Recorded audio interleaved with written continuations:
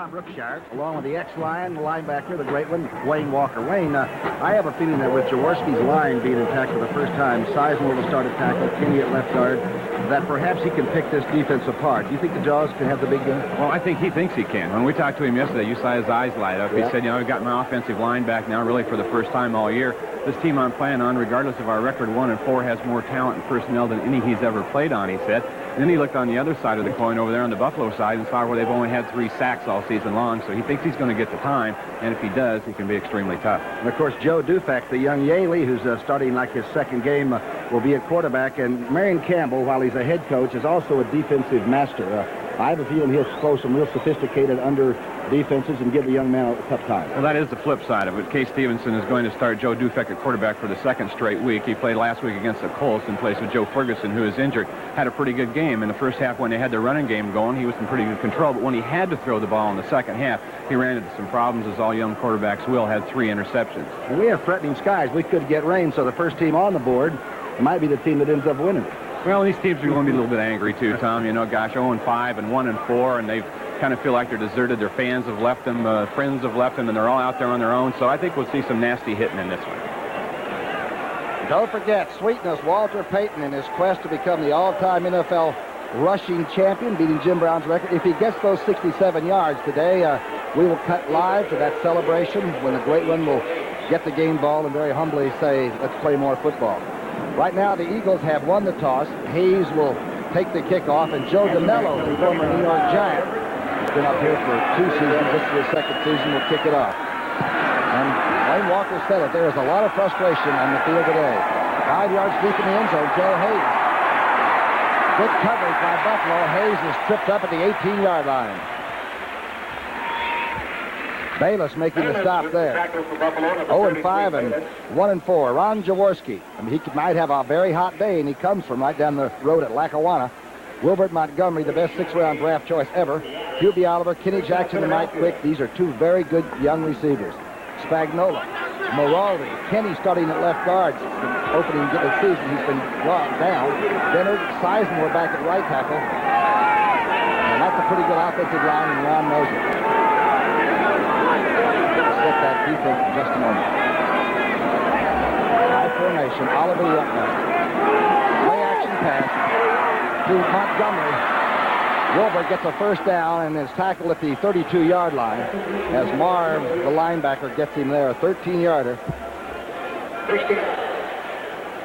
Here's the defense, and they're having their problems here in Buffalo. Ben Williams, Smirlis, once considered one of the best nose tackles in the game, having his problems too, and Kenny Johnson. They only have 2 sacks. Lucius Sanford, Hazlitt, a very good hitter in the middle. Marv and Darryl Talley, the big rookie from West Virginia. Lucius Smith, Charlie Rome, Steve Freed, and Don Wilson, they were vulnerable in the secondary. High formation, 1st and 10. That's quick in motion, back inside. Here's the toss. Montgomery. Carrying people with him to the 40-yard line. Good effort by Montgomery. He said before this game, our problem has been we haven't had anybody making big plays for us. We haven't had anybody with that extra effort, and I think he has in mind to kind of do that by example. And he's one of the great cutback runners that's ever played. He has obviously all of the Eagle rushing marks. He went by my old buddy Steve Van Buren's records in carries and in yardage. Van Buren has great respect for number 31. 7-yard pickup, so it's 2nd down and 3. Eagles have a first down, looking for more. They just got a touchdown in 2 weeks. Drive off the left side. Montgomery hit back in the backfield. Ben Williams got rid of his blocker, and Wilbert doesn't even get to the line of scrimmage. Marion Campbell. Behind the big number 3 is the guy that used to wear number 78 for the Eagles. My old teammate. You can see Pasarczyk, the quarterback, signaling in the offensive call. Marcia Broda, the offensive coordinator, is to Marion Campbell's right there. Swamp Fox takes the good with the bad, but this year has been very frustrating for him, too. Ron Jaworski, 5 interceptions, 4 touchdowns. This is the 3rd down and 3. This is the down that's given the Eagles the most problems. Jaworski dumps it out to Montgomery. Montgomery tackled hard at the 42-yard line by Freeman and thrown out of bounds. Great job on defense that time by the Buffalo Bills. Jaworski wanted to hit quick immediately coming off the line of scrimmage, but they had him jammed, didn't let him off, and he had to dump it off out here to Wilbert. And that's Steve Freeman right there, number 22. He'll be all over the field this afternoon. Freeman looked like he was keen on Wilbert all the way. He came right through the formation to make that tackle, and it's going to be very, very close to a 4th down facing the Eagles, or the 1st down. They'll move the chains. The town didn't know whether to boo the Eagles or boo the Buffalo Bills when the introductions took place. 1st down was made by inches. The Eagles haven't scored a touchdown in the 1st quarter all year. And then Marion told us that their main problem has been on 3rd down. They wanted to avoid those 3rd down situations, and I think we've seen part of their game plan already. Play action pass on 1st down and pick up 5 or 6 yards and stay out of that shotgun situation. The 109th consecutive start for Ron Jaworski. And we've said it before. Man, he is durable, he is tough. And he's been on this time, too. Jaworski being sacked. Number 55, Haslett. Haslett will fight. And now they're getting into a problem, and we told you this might happen. 0-5 and 1-4. The first guy that shoves you, you punch him.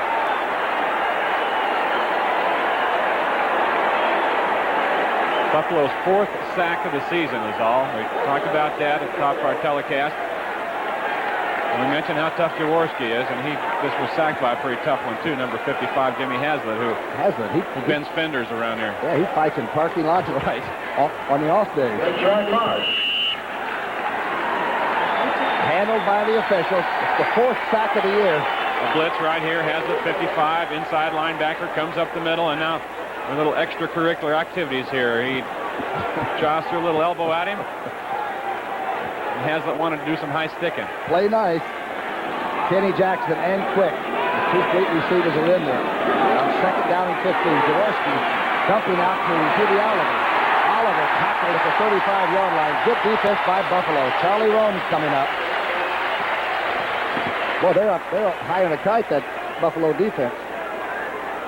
They're getting right after it. Now, they did a great job last week in the first half, shutting down the Colts.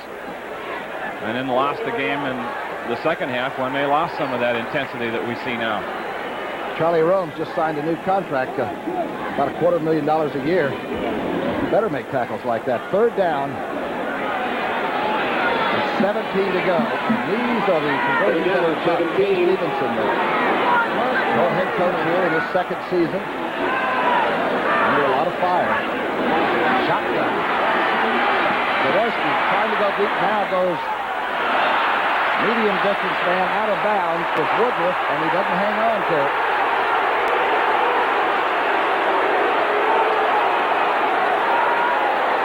It is a catch. They're going to call it a catch. Let's take a peek here. Woodruff running a deep out. Jaworski with plenty of time. Well, it didn't look like he had control of this when he went out from our vantage point. Let's take a look. Uh-oh. If I was a secondary man, I would be belaboring somebody. Yeah, you bet.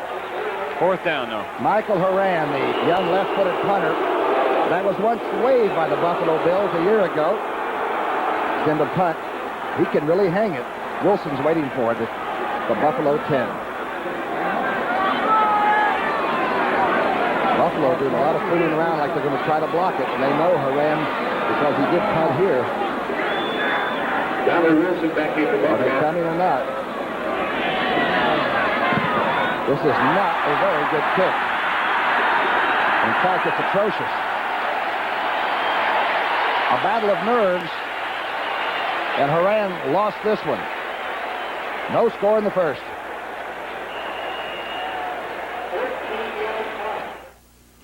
Nothing works. Taste as great as their name. No, guys. Doesn't get any better than this. Carrier pigeon just brought us news that Walter Payton has already picked up 25 yards, needs 42 now. And he's playing against pretty tough defense, so Yep. New Orleans Saints, they'll get after him. Jim Brown may come out of the stands and try to tackle him. 1st and 10, the first Buffalo offensive shot. We'll set that lineup in just a moment on both sides. Dufek The Yale quarterback hands off to Greg Bell, who's coming off a 144-yard rushing afternoon against Indianapolis a week ago. Here's the offense.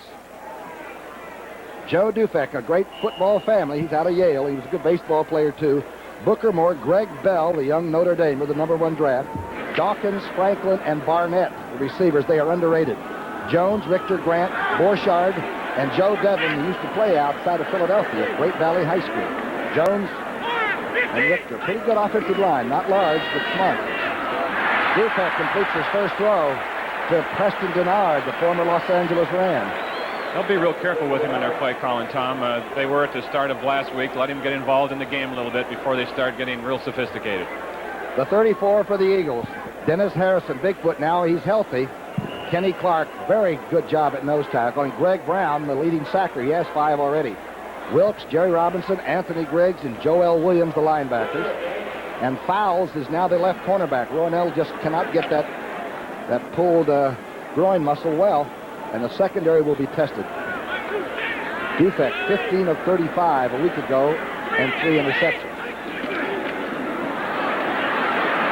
Dufek kept the ball, went up the middle. A little bit of shoving going on again.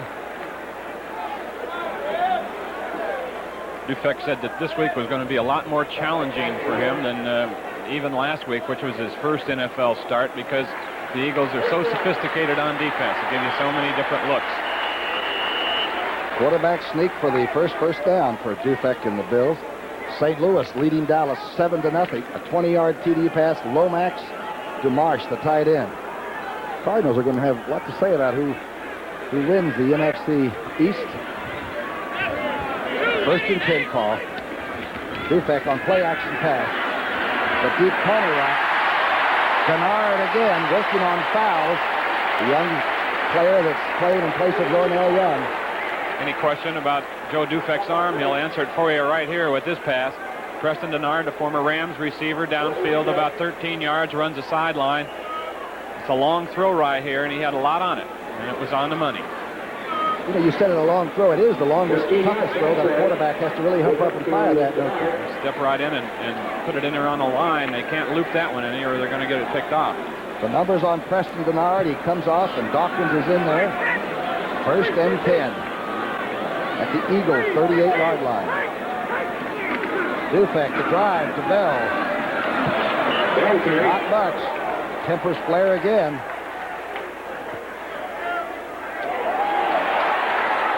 There's still some problems out there. Everybody's pointing fingers and shoving one another. I think I'd get near Bigfoot Harrison if a fight would break out. Could hide under his jersey. How about when we were talking to him in the hotel room, he had to bend over to get out of the door. He did. 6'9". 2nd down and 6. We might tell you that while it looks like the fights last forever, they're quickly forgotten, and when the game is over, the game is over. 2nd down and 6, right on the 35. Dufek, play action. Oh, overthrowing Denard, and Fowles took a shot at Denard anyway. Dufek, really, although he's in his 2nd year here, did not play at all last year. Went down on kickoffs. He's a big kid, about 6'4", 215 pounds, and really didn't play much at Yale. He was a baseball player there. Was a backup. He was a backup his sophomore and junior year, and didn't play regularly for the Elis until he was a senior. There are 4 Ivy League quarterbacks in this league now, you know.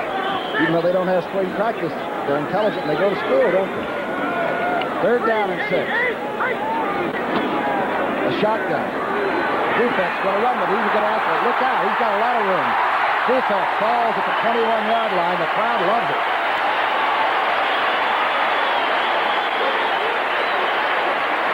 He ran for a touchdown last week against the Colts in the Hoosier Dome. Shotgun here, and he doesn't spend a lot of time looking around. I think he went to his primary. It wasn't there, and he pulled it down.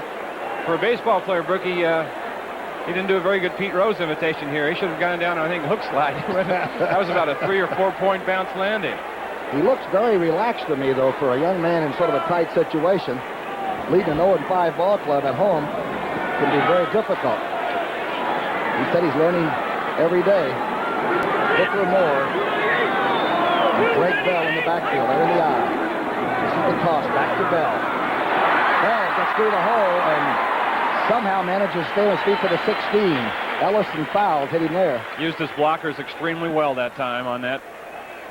He bided his time and kind of choked his motor for a while, and watch him get the lead block. Number 34, Booker Moore, right in front of him. Will kick out here on the cornerback fouls. Elbert fouls. That pops him through. It was on Wilkes, rather. The block was on Wilkes, and was Fowles who made the tackle. Brookshier did a pretty good job, too. They cut off those linebackers trying to pursue. It's 2nd down and 5. A very impressive drive with a young man from Yale in the second year at quarterback. 2nd down 5 from the 15. Bell running to the left. Hit hard at the 13-yard line, and he fumbles. Wes Hopkins really unloaded. Or can he hit? SMU meet Notre Dame. I feel like they have Wes Hopkins, Ronnie Lott, guys like that in the same backfield.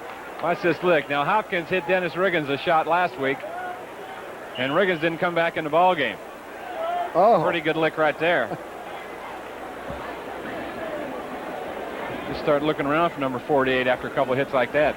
I wonder why the ball wasn't considered a fumble. It stayed in bounds. The ball player went out of bounds. The ball stayed in. Big play early in this ball game. No score in the first quarter, but it's 3rd and about a foot. Short yardage. Bell. Sweeping.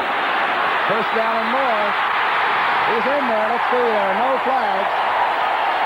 Greg Bell has scored a touchdown, and he's given credit to the blockers. A 12-yard shot.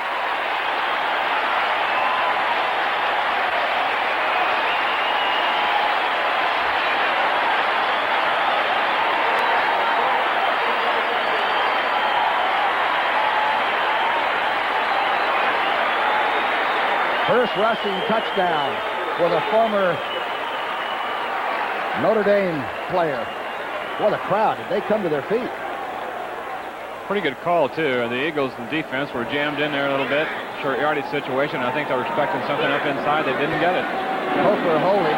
Socanello's extra point try. It's good. The crowd tells you that. Did a great job of blocking here. Watch number 73, Borchardt. The guard pull out. Booker Moore, number 34, leading the way, too. This is a repeat of the play they ran a couple times ago. Moore comes around, looks inside. Breaks a tackle here. Fouls. Number 29 comes over, and Bell's in. Against the short yardage defense, you should never sweep for a touchdown. Buffalo 7, Philadelphia nothing. TWA Flight 7 to Los Angeles. Heavy weather ahead. And where are the pilots? Watching television. Checking your savings account. Got it? Direct deposit. For 20 million people, it's money in the bank. That is the 2nd Buffalo touchdown in the first quarter scored all year. Danello's kickoff. Joe Hayes at the 10. This is a short kick. Eagles are going to get a good field position out of this, out to the 27. Goes Hayes. Keating made the tackle there. Now Jaworski in the Eagle offense, which had a first down or two and then sort of sputtered. Pretty fired up looking group of Buffalo Bills out there this afternoon, though. I think they have their silver anniversary team here, their all-time team of their first 25 years, and they've had the celebration all weekend for those guys, and I think it may have these people pumped up some. The juice. A lot of people, huh? McGuire. Golden Wheels to Binion. Golden Wheels. Jaworski on play action comes across the middle. Kenny Jackson took a real shot, but made a catch. The number 1 choice out of Penn State. He is not afraid to give himself up coming across. Smith really drilled him. Great catch here, too, coming over. A good throw by Jaworski. Jaworski told us that Kenny Jackson's really a hard worker in practice. Stays out with him afterwards, runs a pattern, and they're starting to really connect now. 19-yarder. Nice throw by Jaworski. He came up here in 81, and they beat the Buffalo Bills that were a playoff team in one of the best football games that the Neal squad probably ever played. Those kind of things stick in your computer. Fumble. Jaworski went after it, but let's see. Smirlis gets so close to the offensive center.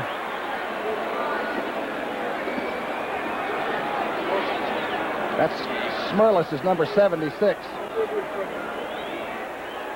He almost gets in the center's uniform, doesn't he? Look at Jaws throwing his body around. No, get down to the bottom of that pile. Tough guy. You've got to like him. As Ricky told you, this is his 109th consecutive start, and he has been, watch this, it's just an early snap by the center. He's the only one that goes. He snapped it. No one was expecting it. He kicked it around. Look at Jaws down. You got to like that. He's tough. 109 consecutive starts. And you know he's been banged up some. I've seen him hit hard often. Second down and 10. The backs are out. Kenny Jackson inside the 40 to the 35 and almost went for a touchdown. Smith barely able to control number 81. Kenny Jackson showed some great acceleration that time. Ran a little short pattern over the middle, and then after he got the ball, put the Jets on and almost broke it away from Lucius Smith. Watch it here. There he is over the middle. Hazlett's 55, Lucius Smith 47 coming, and just barely makes the grab here on him. He might get a whole lot more. Down on the 35-yard line. Make that the 40-yard line. That's where they placed it, 1st and 10. Eagles in Buffalo territory. They're trading 7-0. That's quick in motion. Smurless, he does this about twice a game. Yeah. He is overactive. He crowds that center nose tackle position. Defense. He and Hazlitt have a talk show here in Buffalo. And I haven't heard it personally, but it's got to be one of the funny hours probably in Encroachment. all of radio. Coast Guard defense. 1st down, 5. You know, Berger, you can play games with a guy that crowds the ball like Smurless centers. You know, they can tighten those knuckles up on the ball, loosen them up, and any kind of movement when a guy is crowding the ball like that might get him to go, and he goes a lot. Look at him. Look how close he is right there. And Dennard, of course, the veteran obtained from Miami, is a very, very clever football player. That's quick in motion. He gets doubled all the time. The toss back to Montgomery. Wilbert, the cutback, head-to-head, almost to the 20-yard line. Call it the 23. Linebackers Sanford and Marv in on that tackle. Ground level coming right at you now. The Eagles using a lot of I formation here early this afternoon, and this is, as Tom said, one of the good cutback runners that's ever played the game. Tough little guy for less than 200 pounds. 1st and 10, the Eagles driving. The Bills have already scored. 4 minutes left. 1st down and 10. Inside drive. Wilbert cutting back, finding his own hole inside the 20 to the 18. Talley making the stop there. Flow was to the left that time. Play was designed to go left. But Wilbert took it on his own to the right-hand side, and Talley made a saver. Big problem the Bills have had was when St. Louis came in here and massacred them. They scored 17 points in the 1st quarter, and they make you play their game. Don't forget, New Orleans trailing Chicago 3-0. Walter Payton has 34 yards. He needs 33 more. Those Saints are tough, though. They'll make him earn it, won't they? Every yard. We'll cut away to that, even if that happens, but you'll be there, too. Hubie Oliver, straight ahead. If everybody's keen on number 31, the fullback sometimes gets a clean shot. This is exactly what the Eagles wanted to do, stay out of 3rd down situations. They get it, Hubie Oliver here, straight ahead blocking by the line, and they're doing a fine job, and good tough running. Picks up the 1st down now, so the Eagles are in business right about the 10-yard line. Kenny, number 73, is back in there, the big guy from Clemson, a very solid left guard, 265, 270. Quick and Kenny Jackson receivers. That's quick in motion. The drive to Wilbert Montgomery makes 2 people missing. The flags are down. Montgomery made the end zone, but a flag was thrown back near the line of scrimmage. Hold the phone.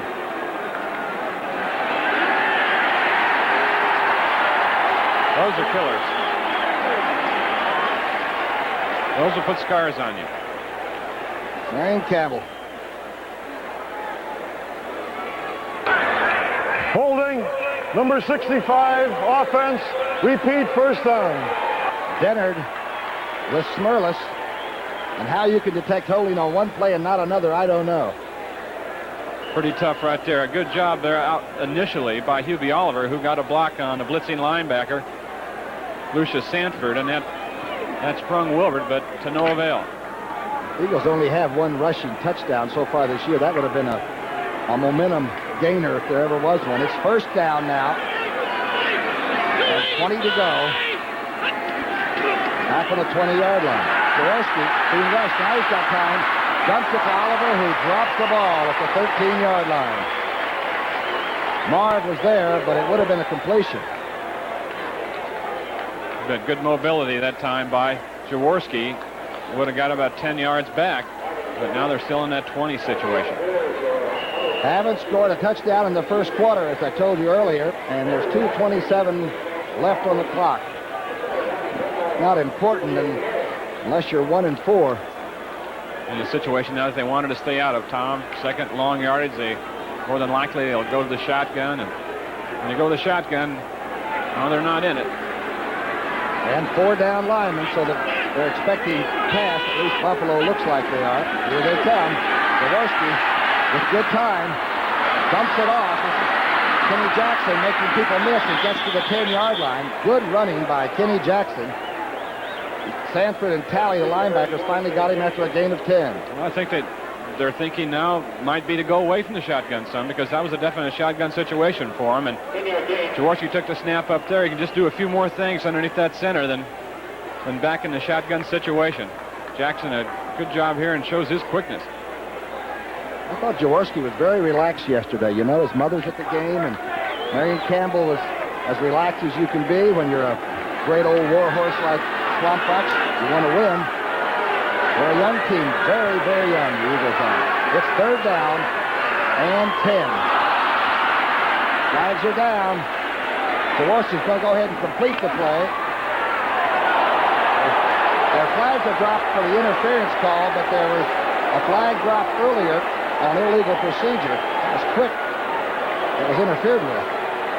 Jaworski knew he had a free one because the Eagles were, or rather the Bills were offsides originally. That's Jack Fetty, the fellow with no hat and no hair down there. But they might be talking about a defensive holding call on one of the Bills, number 21, Don Wilson, I think. May have been there a little early. Now, Gordon McCarter is the fellow in the dark hat. He is the counselor, so to speak. He will take what they recommend, and he has to make the decision.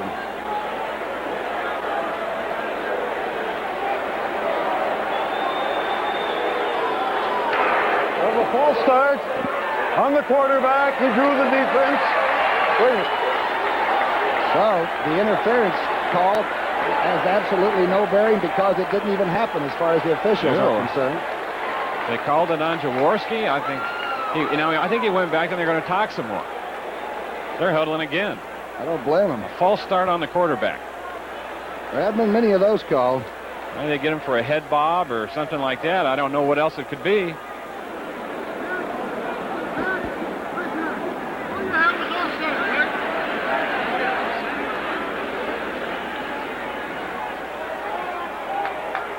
Marion Campbell would like to have this explained. Jaworski still is not willing to.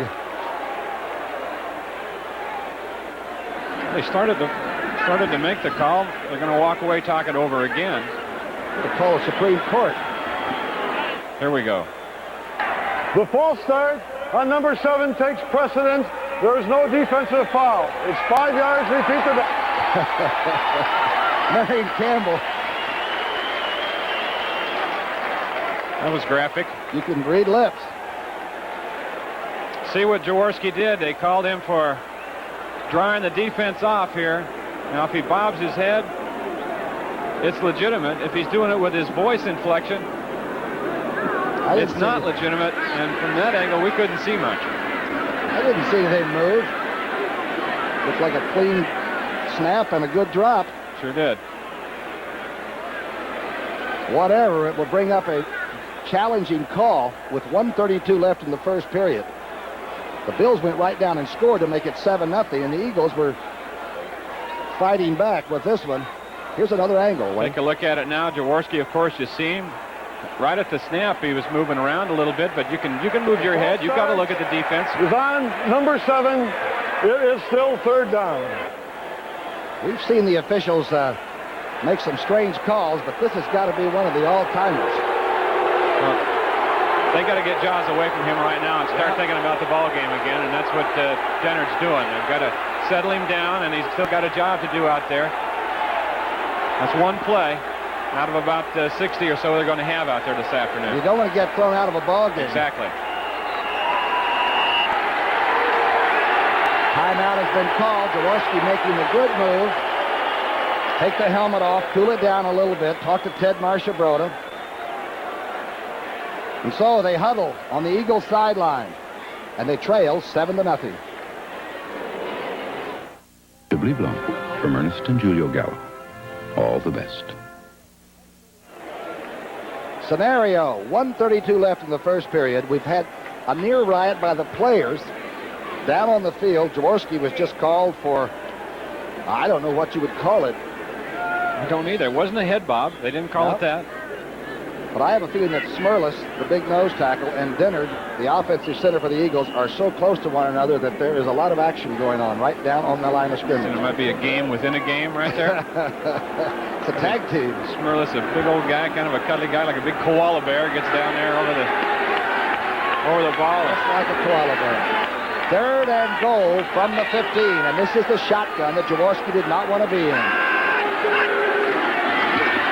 He's got time. Jaworski, the flags are down in the end zone. Number 83, Woodruff, has what looks like a touchdown, but there is a flag on the 20-yard line.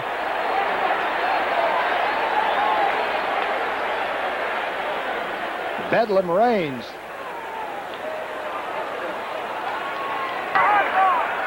Personal foul. Illegal head slap. Number 76 on the defense. The touchdown is good. The penalty will be assessed on the kickoff. A 15-yard touchdown pass, Jaworski to Woodruff. Marion Campbell is confused but happy.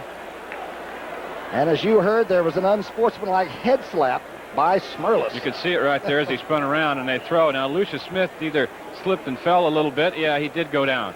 See him slipping and falling right there. Woodruff was wide open in the end zone. Either a good move by Woodruff or just a trip by Lucius Smith. First touchdown catch by Woodruff in '84. The extra point is good by McFadden. It's 7-7, and number 7, Jaworski, got his revenge. Looks like 73 yards in 10 plays. A rather colorful drive with Jaworski getting called for a penalty and then throwing his 5th touchdown pass of the season. That's the barefoot of Paul McFadden. What a great 12th round draft choice he's been. Tony Franklin's in New England, and McFadden is one of the fine young kickers. Kickoff is 8 yards deep in the end zone, and Williams will touch it down. We'll be back, and they're just beginning to bruise a little bit. Hang in there. Eagle right guard Ron Baker is the one circled right here for you because Fred Smurlus is lined up on him. We want to show you that head slap, what they were talking about. He didn't only get it once. I think he got it twice on this play. This is the touchdown play. The penalty was called on Smurlus, so the touchdown counted. The surge right there. Watch his spin move, and he kind of gets him with his hand right there, and then another one right there. Like a roller skating bear out Still there. going after it. What about 3 head slaps? Touchdown count. The first Eagle touchdown this season in the first quarter. Dufek going all the way and just missing number 85, who had just gotten a step. That's young Franklin. He had a step on Ellis. I believe it was Ray Ellis. Pretty good coverage and very well thrown. Byron Franklin can flat fly. He was a sprinter in college at Auburn. He is second in the AFC now, coming into this game with 29 catches, and he is a star on the horizon, and he was open. How far did Dufek throw that? About 60 yards in the air? He airmailed it. Some other scores. Dallas and St. Louis are all knotted 7-all now. St. Louis is going to hang tough with people. And of course, the Cowboys are playing extremely well again. 2nd down and 10. Very good football game so far. Quick out. Dufek. Oh! Fowles was coming up very quickly, and had the ball been thrown lower, would have had an INT. Would have walked in for 6 points, too, had he been able to stay on his feet. Good move towards the ball. I think Dufek threw it into double coverage over there. Elber Fowles rotated up here on his own, and probably not a very good read by the rookie. Threw it where he shouldn't have and got away with it. Fowles replacing Bernard Wilson, who's been trying to play corner, but there's a lot of difference between safety and corner in this league. 3rd down and 10, facing former Yale quarterback, who really only played his senior year at Yale. On the shotgun. Defense. Going to nowhere. Hopkins was the nearest person to the ball. But somebody zigged and they should have zagged. The punting team comes on. And right now, with 1:06 left in the first, the Eagles seem to have a little momentum going. Minnesota shutting out Tampa Bay in the first quarter.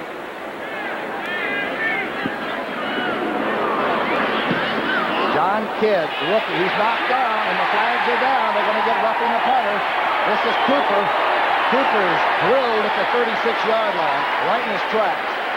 The flag is down. It looks like roughing. It could either be roughing or the new rule that we saw called a couple weeks ago for faking contact by the punter is also a penalty on the punter. Be an automatic first if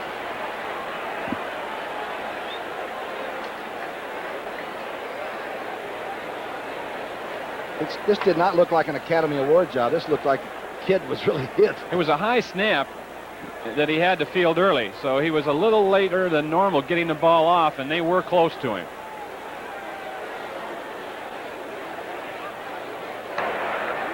Personal foul, running into the kicker. 38 on the defense, 5-yard penalty, automatic first down. Gordon McCarter has spoken. There's Kitsy, has to go up for it. This kind of destroys his time, and they get a little bit deeper on him than they thought, and they think, well, maybe we got a shot at this one. But they hit his leg going by. Automatic first down. That was Major Everett. He's the captain of the special teams. First down and 10. New life for Buffalo. Closing seconds of quarter number 1. I played on a couple of Eagle teams when we were 0-5 and looking for the first win, and you just can't believe it's ever going to happen. And when it does, you say, gee, this was sort of easy, you know. Washington tied up with the Colts, 7-7. This Buffalo team banged the Colts around for 3 quarters last week. And how they lost the game, I don't know. You and I looked at the tapes of it. It looked like they had them really shut down. Denver shutting out Detroit 14-0. Kay Stevenson, a former quarterback in this league. Second year as head coach. Bell on the sweep. Gets by Robinson and runs into trouble in the form of Ray Ellis. Pick up a 5.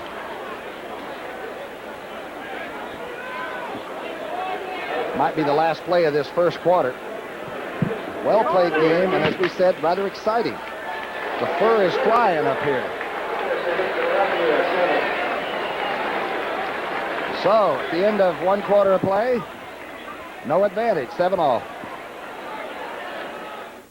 With Wayne Walker up in Orchard Park, New York, for what's a good football game. You know, the Eagles lost the last 3 in a row, but I asked Marion Campbell who set up their schedule. They lost to Dallas, San Francisco, and Washington. Those are 3 of the best teams in football, so it's not an easy road. 3rd down and 4, right on the 31-yard line. Defect in the shotgun. Good throw, quickly outside. That's Franklin, who has the first down. Gets to the 46-yard line. He is very quick, a 15-yarder. Got it there in a hurry, didn't he? Off the shotgun, Joe Dufek, making this his second start in the National Football League, as we told you. A stun up in front, and he gets the ball out there in a hurry, and it was wide open. Franklin, number 85. The Eagles had the 4 men down, too, so they were expecting to pass, but that was a quick drop. Hard to put pressure on somebody when they throw it off that second step. 1st and 10 now. The ball is on the 46-yard line. Still in Buffalo territory. Uh-oh, busted play. Old Eli keeps it himself. Maybe picks up a yard. Kenny Clark, the Eagles version of Fred Smirlis, made the stop there. Walter Payton needs 25 yards to become the all-time NFL rushing leader. We will cut to that historic scene when, and if it happens, Chicago. And we won't miss anything here because we will record so that we don't come back and find out somebody's gone 80 yards. 2nd down. Call it 8 to go. Bell trying to get outside. Good play by Robinson. Maybe a yard gain. Good play by number 56. Play was designed to go up inside. Bell bounced it out. Jerry Robinson bounced out right along with him. Speed for speed. Robinson, one of the fastest linebackers in the league, made a good play. It'll bring up a third down. The interesting game of chess goes on. Do they go to the shotgun with the young quarterback? There's Swamp Fox making sure he's got the right people in there, the personnel.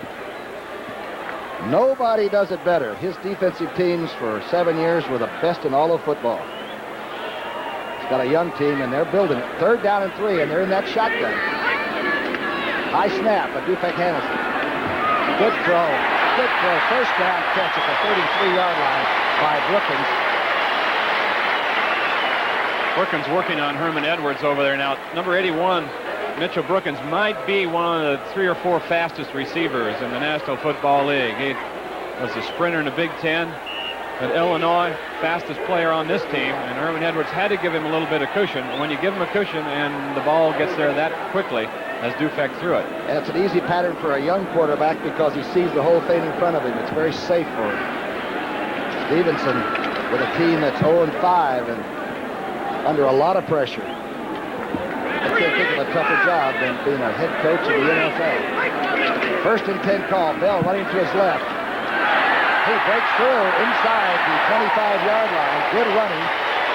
Bigfoot Harrison has to tackle him there. A 9-yard gain.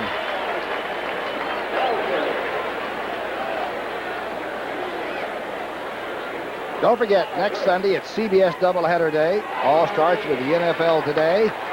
And most of you will be seeing the New York Giants and the Atlanta Falcons. The second half of the doubleheader, all of you will see the Dallas Cowboys and the Washington Redskins. It's been a great series, and of course it's CBS Sports doubleheader day next Sunday. It all starts with the studio back in New York and then great football action. 2nd down and call it a yard. Misdirection. Booker Moore piles in there and looks like he has the first down. Former Penn Staters, a lot larger than he used to be when I used to see him play for Joe Paterno. He's carrying about 225 around now. Wait till the guy that plays behind him comes in. Speedy Neal, rookie out of Miami. Speedy weighs about 260. Got him listed at 250, and out of practice the other day, he walked by me and the ground shook, and I asked the trainer, I said, what does he weigh? He said, oh, he's up above 260 now. And he's a running back. 1st and 10. Buffalo on a roll. 20-yard line. 7-7 tie here in the second quarter. Dufek rolling left. Now he's going to unload the ball. He's trying to waste it in the end zone. Intended for Denard, who says it was interfered with. There is a yellow flag on the 2-yard line. Well, young Dufek, as they talk it over, showed great mobility on that one. Kenny Clark had good pressure on him back there, and he danced out, got a second look downfield, and made something happen. Gordon McCarter. There is no foul. The illegal contact did not occur because the quarterback had left the pocket area. No foul. 2nd down. That means that if the quarterback runs with it, he's a football player. You can go ahead and rock him, I guess. It's the pressure he got right away, play action, but it didn't fool anybody. Here comes Clark, number 71. He's the one that flushes him out of the pocket. The rookie taking a look downfield, moving sideways on the run, lobbed it up. And that was one of those incidentals. I mean, no one's going to catch that ball. They're out of bounds anyway. I know it. Well, we got it over again. 2nd down and 10. High formation. Eagles made a jump. Looks like Dufek caught him. That's Bell. He's got a free one. Hit hard by Jerry Robinson at around the 10-yard line. That's going to be close to another 1st down. Bell slow getting up. Almost looked like the Eagles were caught up in a blitz situation. I'm not sure, Berkey, but well, once they popped through the line, there wasn't anyone back there. A quick hitter by Bell. Nobody was offsides then, huh? Obviously, the Bills will take that play if it's close to the 1st.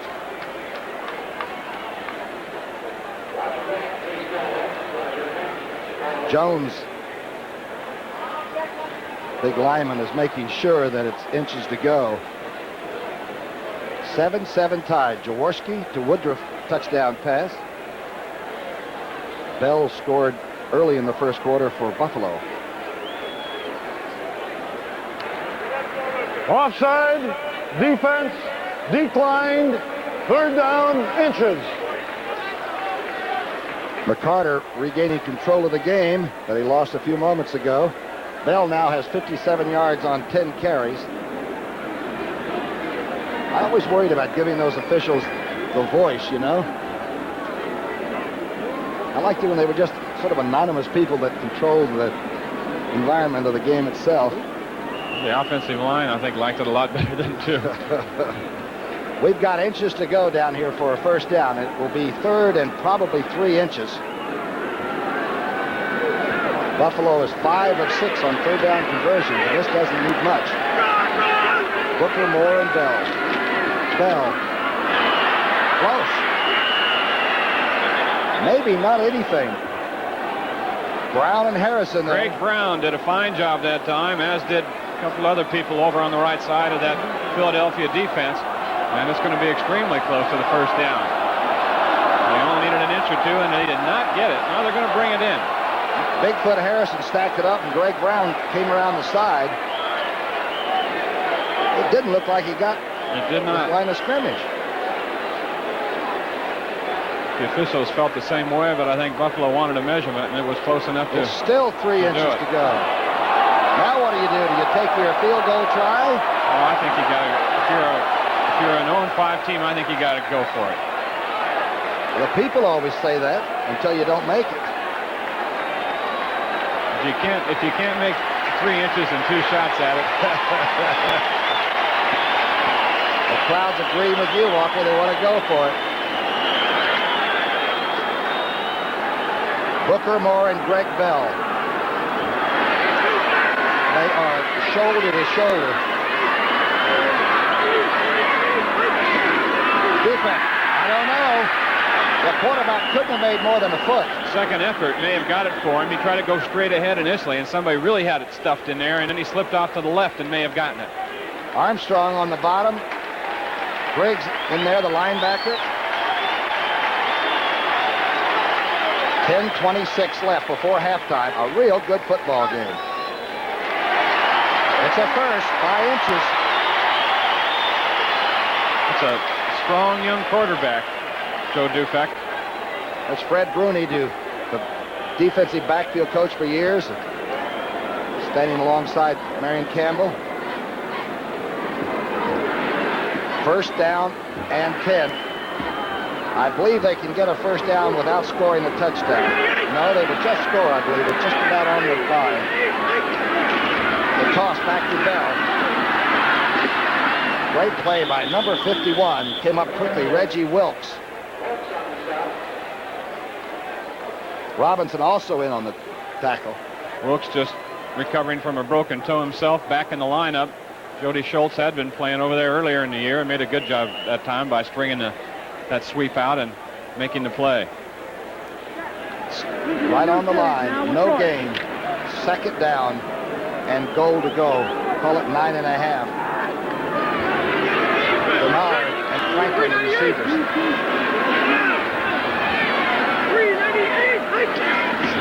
Dufek, straight drop back. Looks like it might be good. It's no good. Bernard did not get the feet down on the end zone line.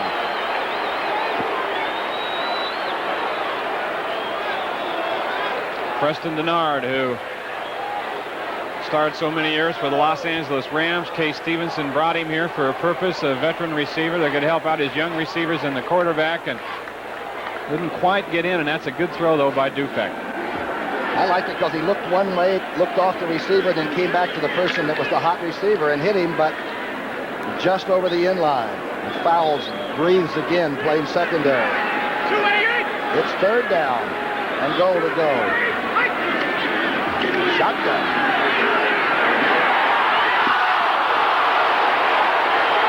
Right through Dawkins' hands. And I mean, it was so catchable that it's unbelievable. I'll tell you, Brookie, this Dufek is getting the ball to the right man on every play, just about, and that's a sensational job for a young guy starting only his second game. He goes to the receiver right here that's wide open, has it right on the money. Wow. And you're going to catch that ball, what? 98 times out of 100. How about out in the front yard? Dawkins has never dropped one like that in his life. Exactly. The young quarterback keeping control of himself. Good-looking athlete. His brother plays with Seattle. Here's Joe Danello. Hofer will be holding. Ball from about the 17-yard line, so it'll be a 27-yarder. It's good. There was a flag down on the field. It may have been offsides by the Eagles trying to get the block. They've blocked a couple in a row now, the last 2 weeks the Eagles have. They'll take, obviously, the field goal. Buffalo will. It's on the board.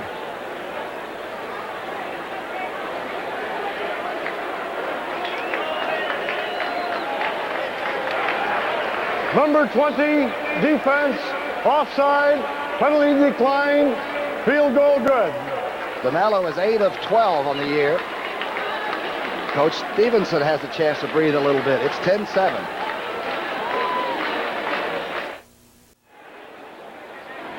.9:10 left before half. You're looking at Joe Danello, who just kicked the field goal.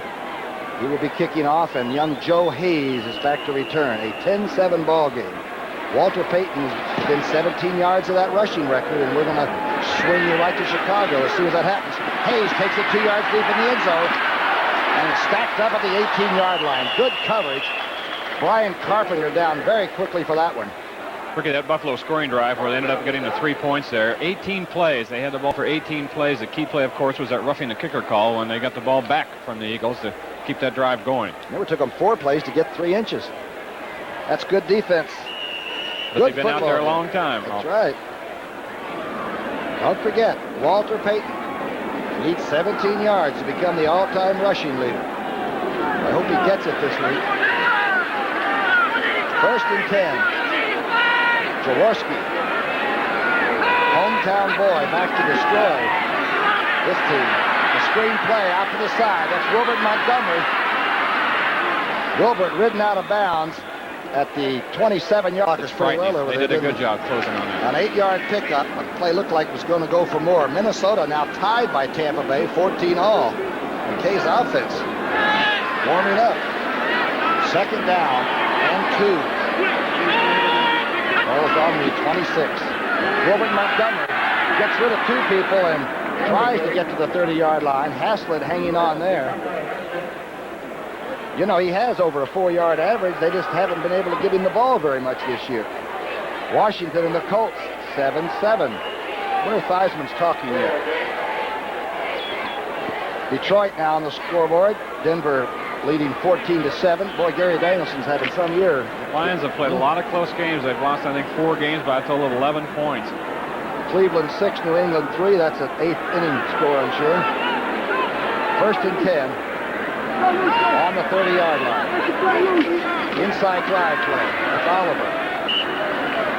Not much. Young offensive line.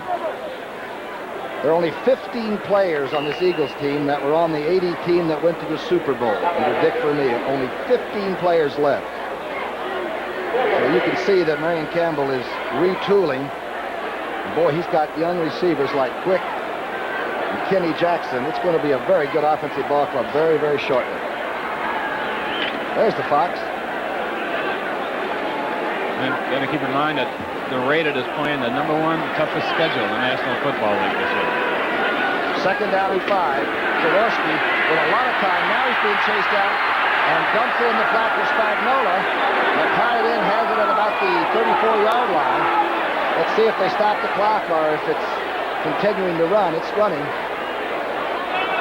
little over 7 minutes left before halftime. Jaworski here with his maneuverability, getting some pressure. Pocket starts to fold on him. 77. Ben Williams comes in and Giles throws it on the drop. And Spagnola makes a good catch over there low. It looked for a minute like a bounce in, but he did come up with it. He's a Yaley too. We got a lot of Ivy Leaguers running around out here. There's the clock here at Rich Stadium. Jaworski is 10 of 11. 99 yards and a touchdown and 1 penalty.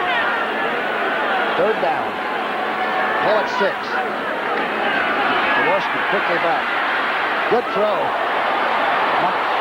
Wilbert Montgomery has it, fumbles it at the 40-yard line of Buffalo.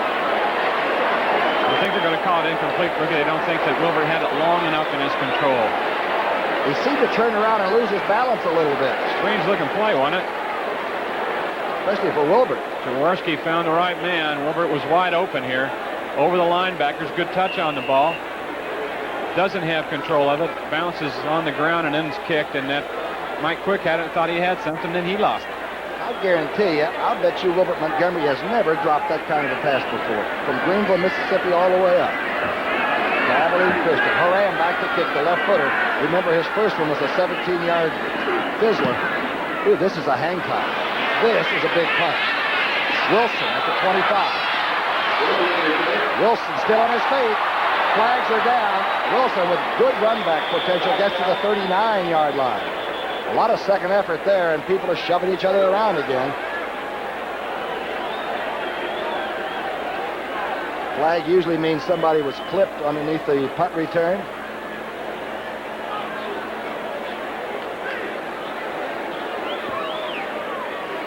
Illegal block. 41-yard punt. That's from the line of scrimmage, so you can add 15 to that. And a 14-yard return.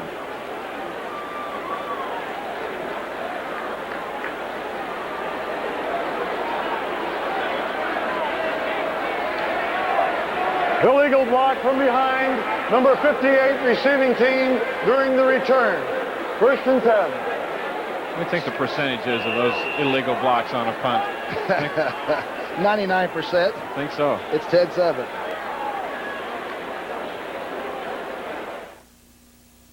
Pontiac. It's brand new. It's from Pontiac, and it's called Grand Am. The latest in Pontiac road car technology, Grand Am is a true driver. And it's Sunday. Called the Buffalo Jills up here, but they're really attractive, nice young people. 0-5. You got to play harder than that to impress these beauties. They don't dress like that in December here, though. They got ski parkers on. Here's Bell going to the outside. And the Eagles have been tough against the run. Kenny Clark coming out from the nose position along with Bigfoot Harrison. I'll tell you, they have stopped that rushing game except for that one burst when Bell scored the touchdown.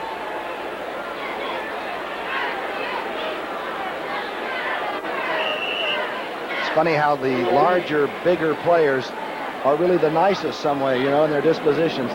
Thank heavens for that. But a guy like Bigfoot Harrison is really a nice person. The little guys like cornerbacks cause most of the fights. It's 2nd down and 9 on the 22-yard line. Dufek keeping the backs in. Reggie Wilkes has him for a sack back on the 10-yard line. Looked like Bell was supposed to pick up the linebacker and let him go right on by. Clark in there too.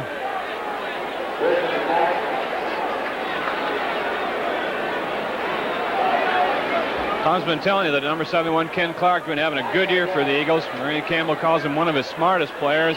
Real intense guy who has, I think, been a pleasant surprise for the Eagles since they lost Charlie Johnson, who went to Minnesota, and people thought that'd be a tough job for anybody to step in and take that guy's place. But Clark has been splendid for him. Good Michael Tyler to Southside. 3rd down and 18 to go. Back on the 13. Shotgun. Dufek. Spiked up in the air and almost intercepted. I believe that was young Struthers. Dufek is hurt. Struthers spiked it and almost caught it on the second bounce. Dufek is limping as he comes off. AstroTurf is very unforgiving, isn't it?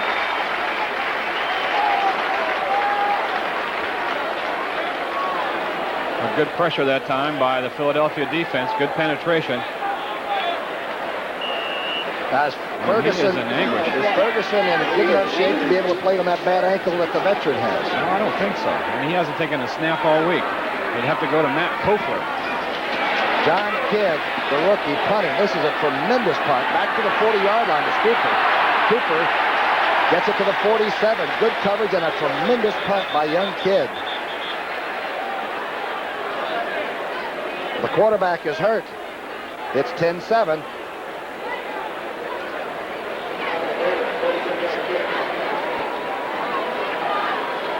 Dufek was 4 for 18. Jeez, I didn't even believe it was that bad.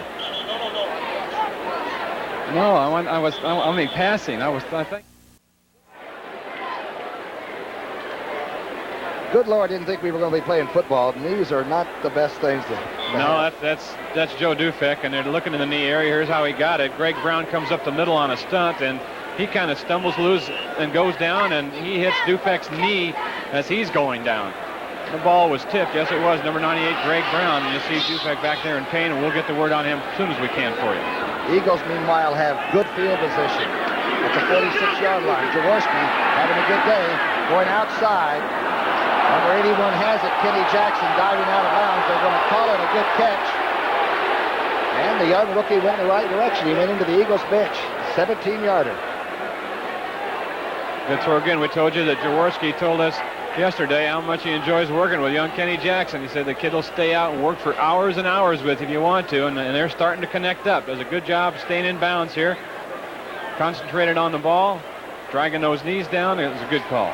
Jaworski's getting very good protection. That time he really could squeeze off the round when he wanted to.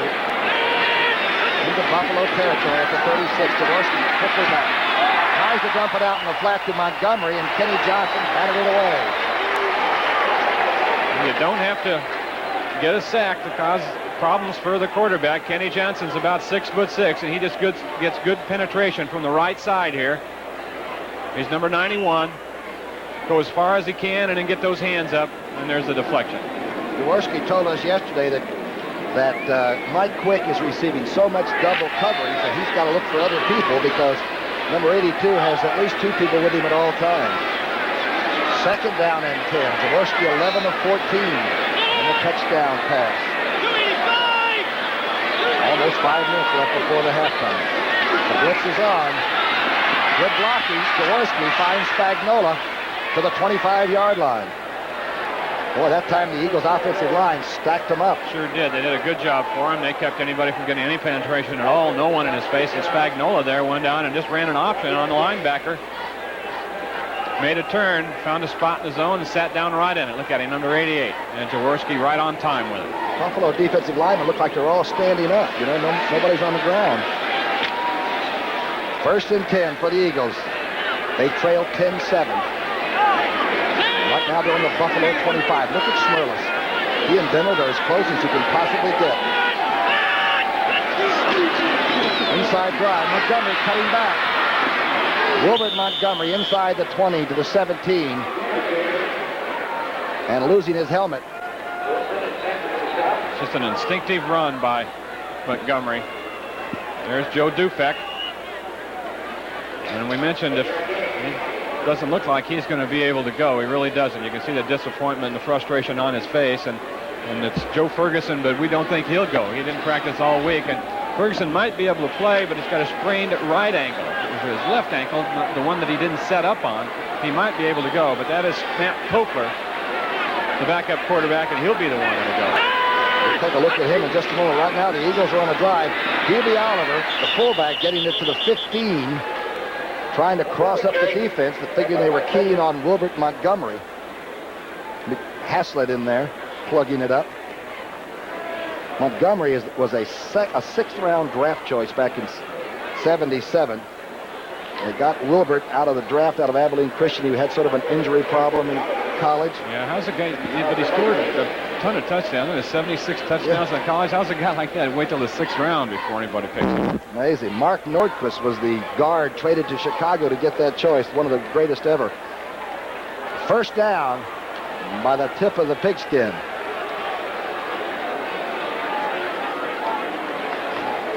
Nine yards left for Walter Payton to become the all-time NFL rushing leader, and we're going to take you there so that you can see him presented with the ball.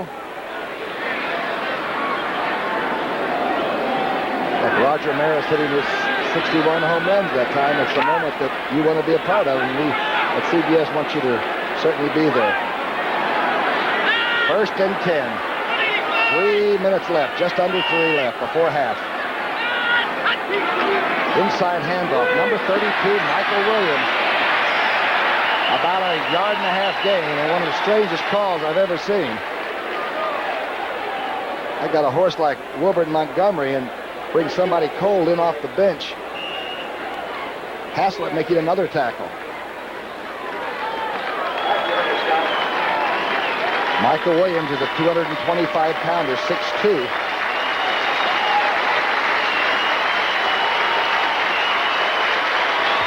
The crowd is applauding the young quarterback from Yale who is taking the cart into the dressing room. Jaworski, meanwhile, back to throw. He's waving around, throwing the end zone, and just overthrows Kenny Jackson at the back part of the end zone. There's Dufek. Left knee, of course, for Dufek, as you saw, and they'll probably get him down in there at halftime and examine it closer, maybe x-ray it, and we'll get better word on what it is. But obvious disappointment for him. I kind of hate to see the kid go down, too. You know, you never know when you're in on one of these stories, like a Johnny Unitas story, a guy gets to play, and it's always makes it kind of interesting, I think. The toughest critics in the world that just gave him a standing ovation. The people that pay the money to watch you play, they appreciate this young man. Meanwhile, the veteran from Lackawanna, New York, is under the center, and it's 3rd down and 7. Jaworski, a strike. Spagnola is being hammered at the 7-yard line by at least 3 different people. Maybe short, maybe just a touch short, too, and Marion Campbell will have a decision on 4th down. Let's see where they spot it. Spagnola may not have had enough to pick up the 1st down. Boy, this is a... Looked like he didn't quite get to the line. He had to get to the 5-yard line. But Randy Newman's sunshine can do Spagnola is just short of it. It appears to us. Stick around. This baby's going to get close. Some things... 2 minutes before halftime. Marion Campbell, Jaworski, Ted Marcia-Broda, the offensive coordinator, former head coach in Baltimore, and a very good one. And they've got Wilbert Montgomery back in there, which the old Fox knows. You go with your best. They got a 4th down situation with about 2 or 3 inches to go, so this is a huge play on both sides of the football right now. Get some good wide splits and let him pick the crack. Spagnola and Cab, 2 tight ends are in there. This is the big play in the first half right here, folks. Charles doesn't like what he saw. Good time to burn it. Touchdowns are more important than timeouts. My coach always used to save them. 10-7. Young head coach in a very tough situation right now. Inches to go, 4th down. Spagnola in motion. Handoff. Wilbert over the top. Looks like he has it. He made the line. Pretty good effort there, huh? Couple of tons there. Boy, that's called giving your body up. They didn't even let him come down on the ground. He needed about 3 inches. And that's about what he got. He just launched himself like a human cannonball here. He come flying out of the cannon at the circus across there and take some shots, but got the necessary inches. And the Eagles are in business just inside the 5, 1st down. Marion Campbell checking with Marcia-Broda, Oliver and Montgomery in there. The Eagles trail 10-7. The handoff outside Oliver. He stacked up at the 5-yard line. Good defense.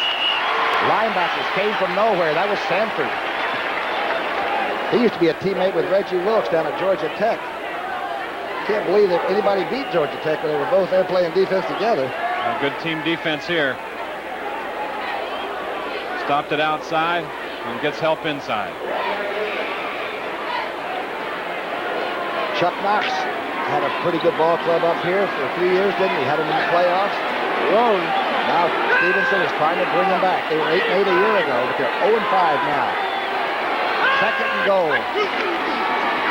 Jaworski, touchdown. Vito Cab, the 240-pound tight end from Penn State. Boy, Jaws had it all the way, didn't he? They had that play, and it went right to him, didn't look anywhere else off the play action. And there it was. They saw something in the films during the week. Vito Cab probably blocked down for about a second or so, and then won on out in the pattern, and he was completely lost to the Buffalo secondary. Ron's mother, Mildred Jaworski, is here with the family from Lackawanna. Great thing for a guy to come back to his hometown and do well. Here's the hold by Jaworski, the kick by McFadden. Well, this young guy has a nice kicking motion. It's 14-10. There are 49 seconds left. Walter Payton. I bet he's getting close to that record. Giving that extra effort makes winners. Be All You Can Be, sponsored by the U.S. Army. There are few NFL players who excel at all aspects of the game like the Los Angeles Rams' Nolan Cromwell. Number 20. You can do it in the Army. It's a touchdown pass. Jaworski to Vito Cab.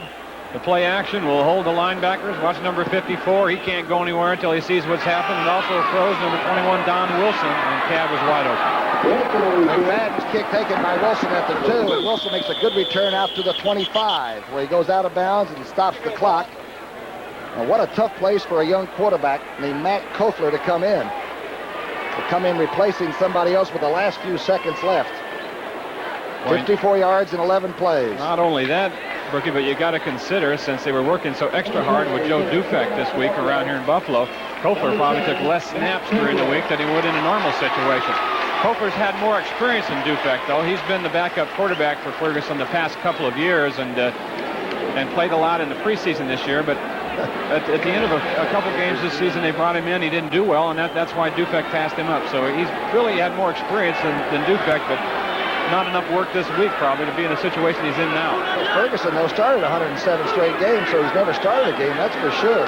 Here's the handoff to Bell. That's a good way to get the adrenaline settled down in his stomach. Bell out to the 31-yard line, may have fumbled the football. Eagles are a little bit ravenous. They're going after that ball on defense. They got it. They got it. Let's see who came up with it. Andre Waters, I believe. Billy Friel is that Andre Waters came up with it. Big recovery. Not the quarterback's fault, however. The handoff here to Bell. Now, it's just good hustle by the defense. Watch all those green shirts over here now as this guy turns upfield and people putting shots on him and punching out at that ball, and it gets loose. Darby caused it, and Waters came up with it. It didn't look like Bell was trying to lug this very earnestly. Did you think it looked like he's thinking a half sober or something? Jerry Robinson in there, too, and had a hand in it. Big opportunity, and Jaworski is red hot. They're in the Eagles shotgun right now. 1st and 10 on the 28-yard line of Buffalo. Jaworski screening to Wilbert Montgomery, who's got a blocker out there. Well played by the linebacker, number 56, Talley, really played off the blocker and kept Wilbert maybe from getting a touchdown. Talked early how tough a play that is for a linebacker, but Talley's got the physical attributes to make this play. He can reach over blockers. As I said, he's about 6'5". Watch him play the block off right here. Keep his feet, and with his reach, haul Wilbert in. That's an excellent play. Baker had a pretty good block on him, too. He just stayed with it, didn't he, that linebacker? Linebacker's toughest job, and Talley pulled it off. 2nd down and 4 on the 22. Shotgun. Jaworski doesn't particularly like the shotgun.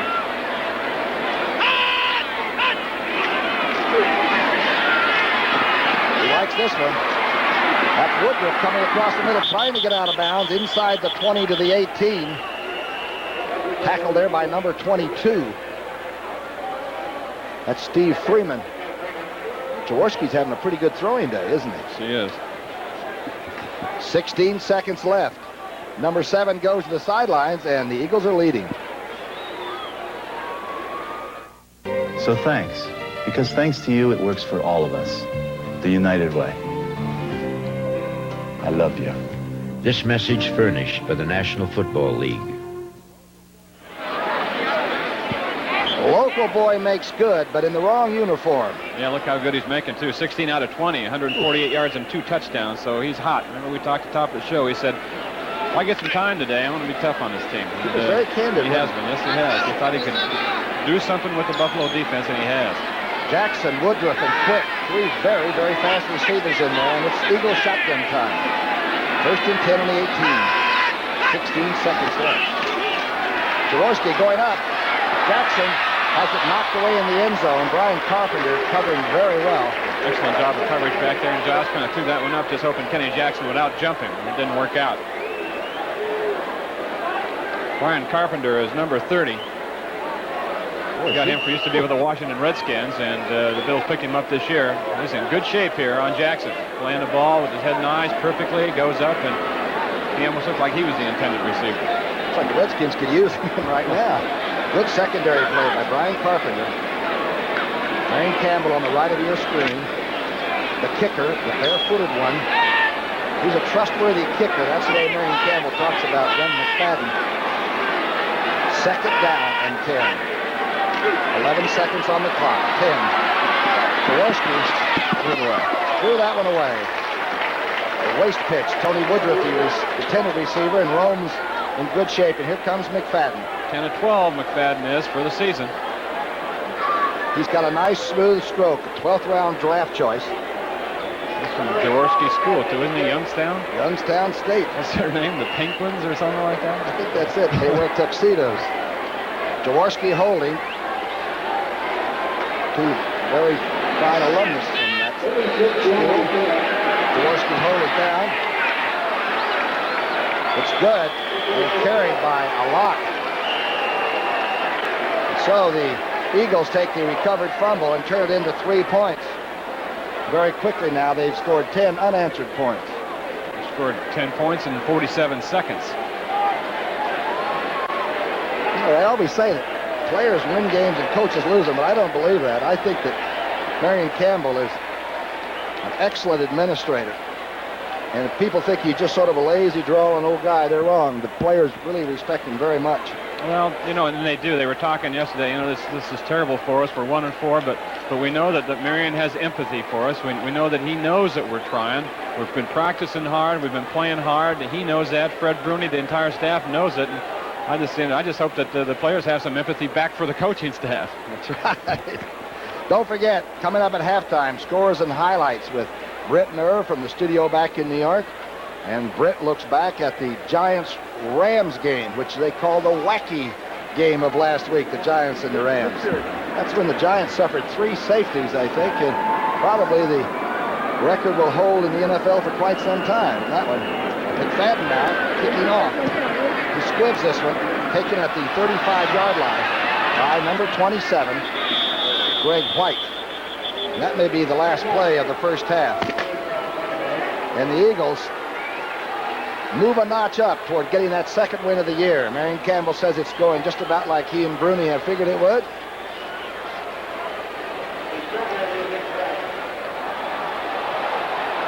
How much can you do at halftime when your quarterback, I'm talking about Stevenson now, will have to look the situation over and go with Kofler, huh? No question. I think that they're probably going to have a crash course. They'll have Matt Kofler in there cramming like mad at halftime, going over adjustments. It'd be like taking a college exam for him out here in the second half.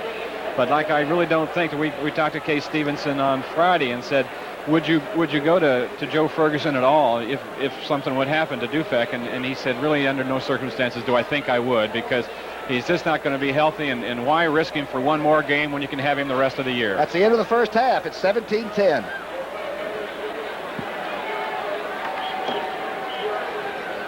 Number 7, Ron Jaworski. He's been booed in Philadelphia, but I remember in 1980, the Maxwell Club, of which I'm a board member, we presented him with the Burt Bell Award. And I'll tell you, I don't know if I've ever seen anybody that shows up in a community more than Ron Jaworski. You know, if he says he'll be at a dinner or for Boy Scouts or whatever it is, he shows up. And there's a lot to be said for people like that, at least in my opinion. Well, I know, and we talked about earlier in the telecast how tough he's been and how durable, and he's a winner. McFadden kicking off. And still on his feet at the 27-yard line. That's Wilson that came out with it. Don Wilson, he darn near broke that, you know it? Almost broke the second half kickoff. I thought he was going to get away, and it looks like tempers have flared once again.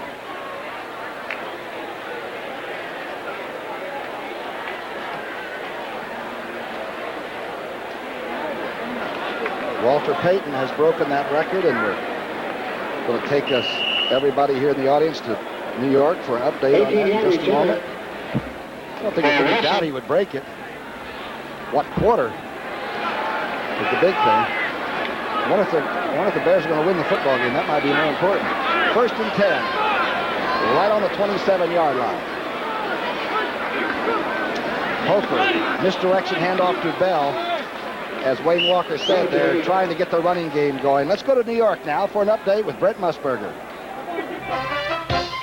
Rookie, here's the run that did it. The second play from scrimmage in the third quarter. Payton finds daylight and squirms for 5 yards, and Jim Brown's record is no more.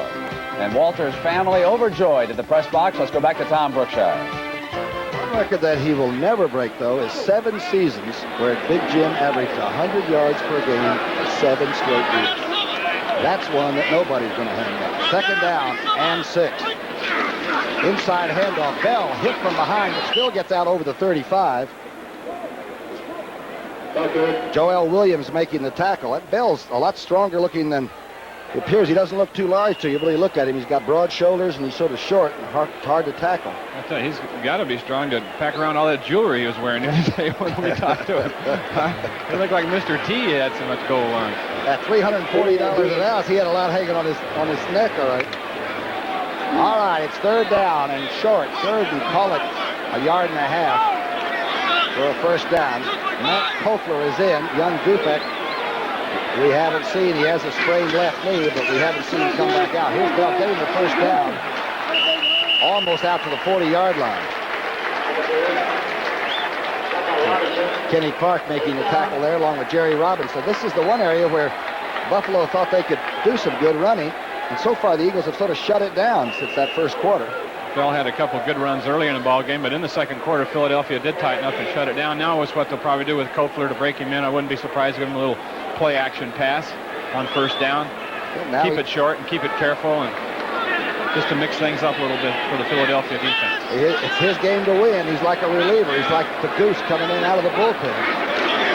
Here's the fake play-action pass, and it's caught. A jumping catch at the 45 by Byron Franklin. I mean, that was a tough catch. Well, that was a great catch by number 85. We talked to you about him earlier. A running back in high school, 9.5 speed in college. You're in on the same relay team down at Auburn with Harvey Glantz, and you got to respect that speed. They are. Look at him drive it down, pull it up. He said his main improvement, he's in his third year now. It's just been an effect. He's becoming more of a technician and aware of situations. And he said, the best thing I do now is I have a feel for zones. That was a zone there. He said, I feel where the zones are, and I get in between them. I sit right down in them. He said, that's what I do best now. And Herm Edwards had him up on his shoulders, and he still made the catch. Bell off the right side. No dice. Bigfoot Harrison blocking it up. You can't play the 34 defense without having certainly that. Can jam it up right here.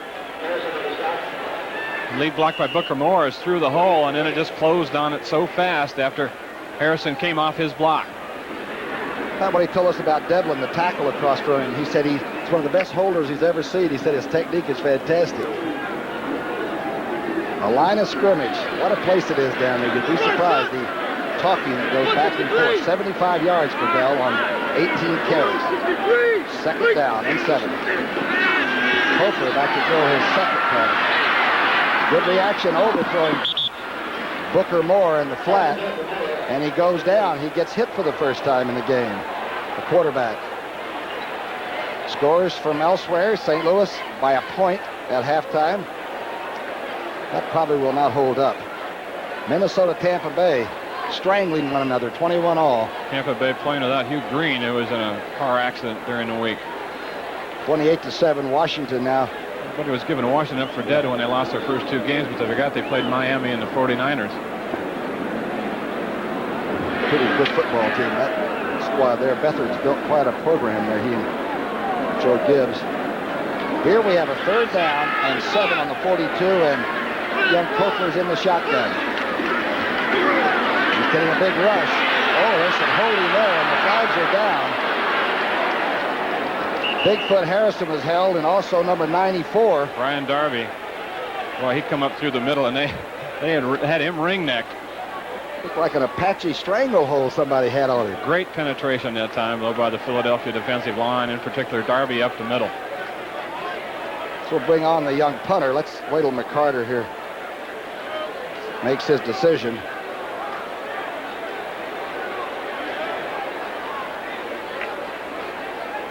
They're picking up the flags.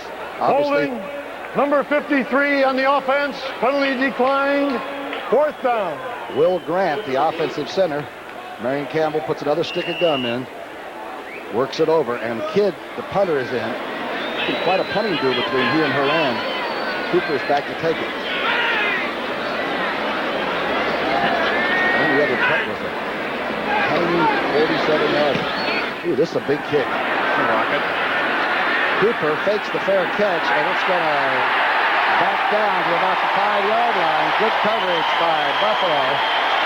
And that ball had backspin. It looked like a red shot. There's a fight breaking out now at the 7, and a few players are involved. Brookshier and Wayne Walker up at Rich Stadium, and the fans had about their only thrill for the last quarter or so when that punt was down on the 5.5-yard line. And the Eagles have a long way to go, but Jaworski, he is humming today. 1st and 10. He's back to throw, and it's batted and almost intercepted. There are flags down at the 5-yard line. Talley deflected the ball, but they may have had defensive holding over there. They may have offsides also on Philadelphia. Someone started early.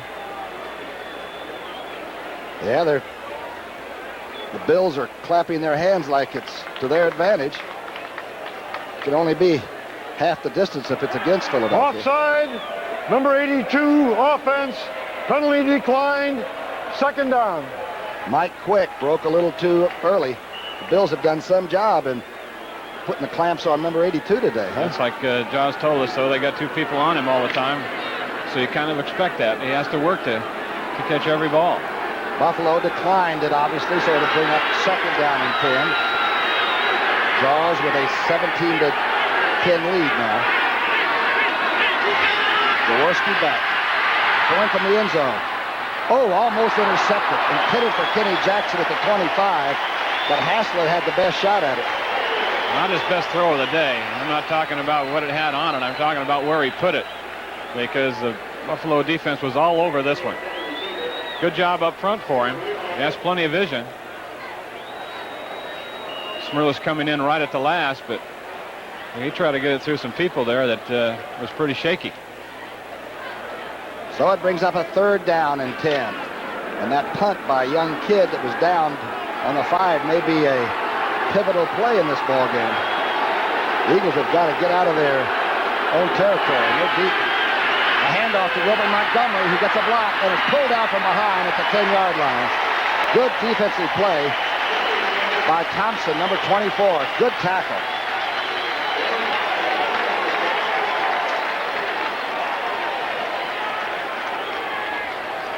Other scores, Denver 21, Detroit 7. The Broncos are a surprising team. They even outfought the Raiders last week. New York Jets 17-9 over Kansas City in the 3rd period. And Cleveland's laying it on New England 16-3. Here's Mike Horan, the young left-footed punter. He's kicking from the end zone. They'll be putting some pressure on. It's Don Wilson back to accept. Fair kick. Pretty good hang time. Wilson at the 49-yard line of Philadelphia. Wilson on the dead move inside the 35 to the 33. And the crowd comes to life.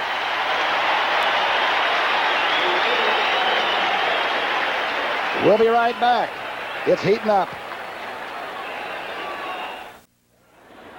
Well, there's the score, 17-10, but that is tenuous indeed right now for the Eagles, because good field position, good run back by Wilson of the punt. That ball is on the 33-yard line, 1st and 10. And young Matt Koffler is trying to set his backs behind him in the eye. That's Booker, Moore, and Bell. Now they're split out into a pro set.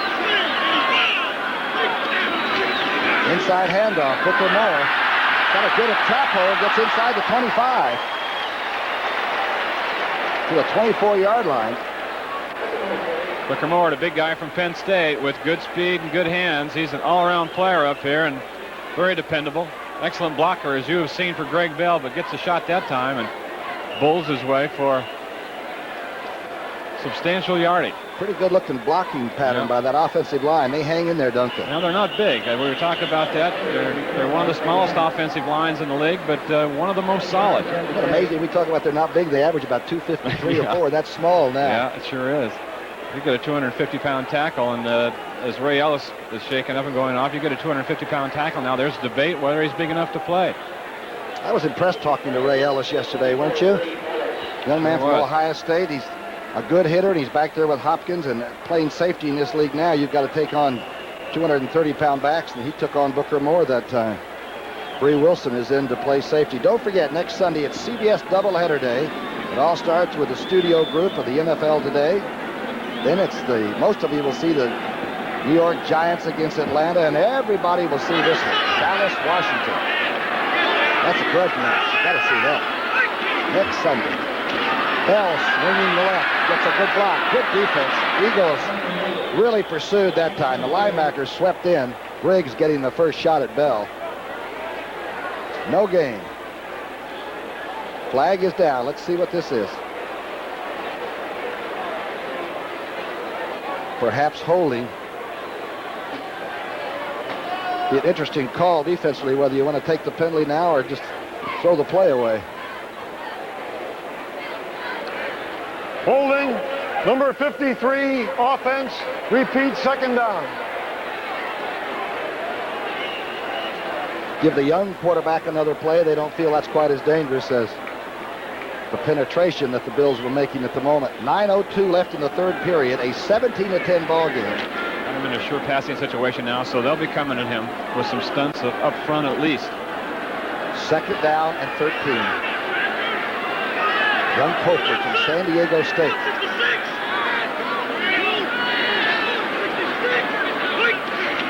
Straight drop back. He's got the backside of the backfield, and the rush is going to get Cofer. Throws it on the run. Good play. Bell makes the catch and receives a hard wrap by Jerry Robinson.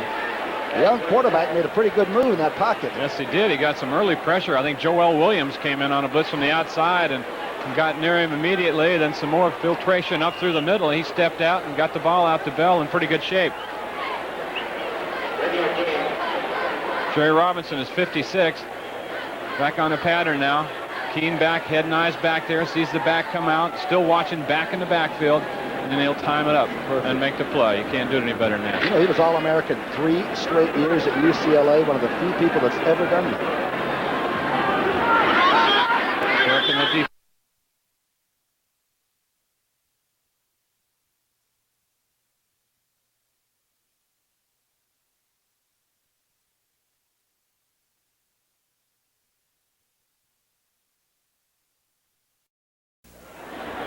There's the score, 17-10, but that is tenuous indeed right now for the Eagles because good field position, good run back by Wilson of the punt. That ball is on the 33-yard line, 1st and 10. And young Matt Cofer is trying to set his backs behind him in the eye. That's Booker Moore and Bell. Now they split out into a pro set.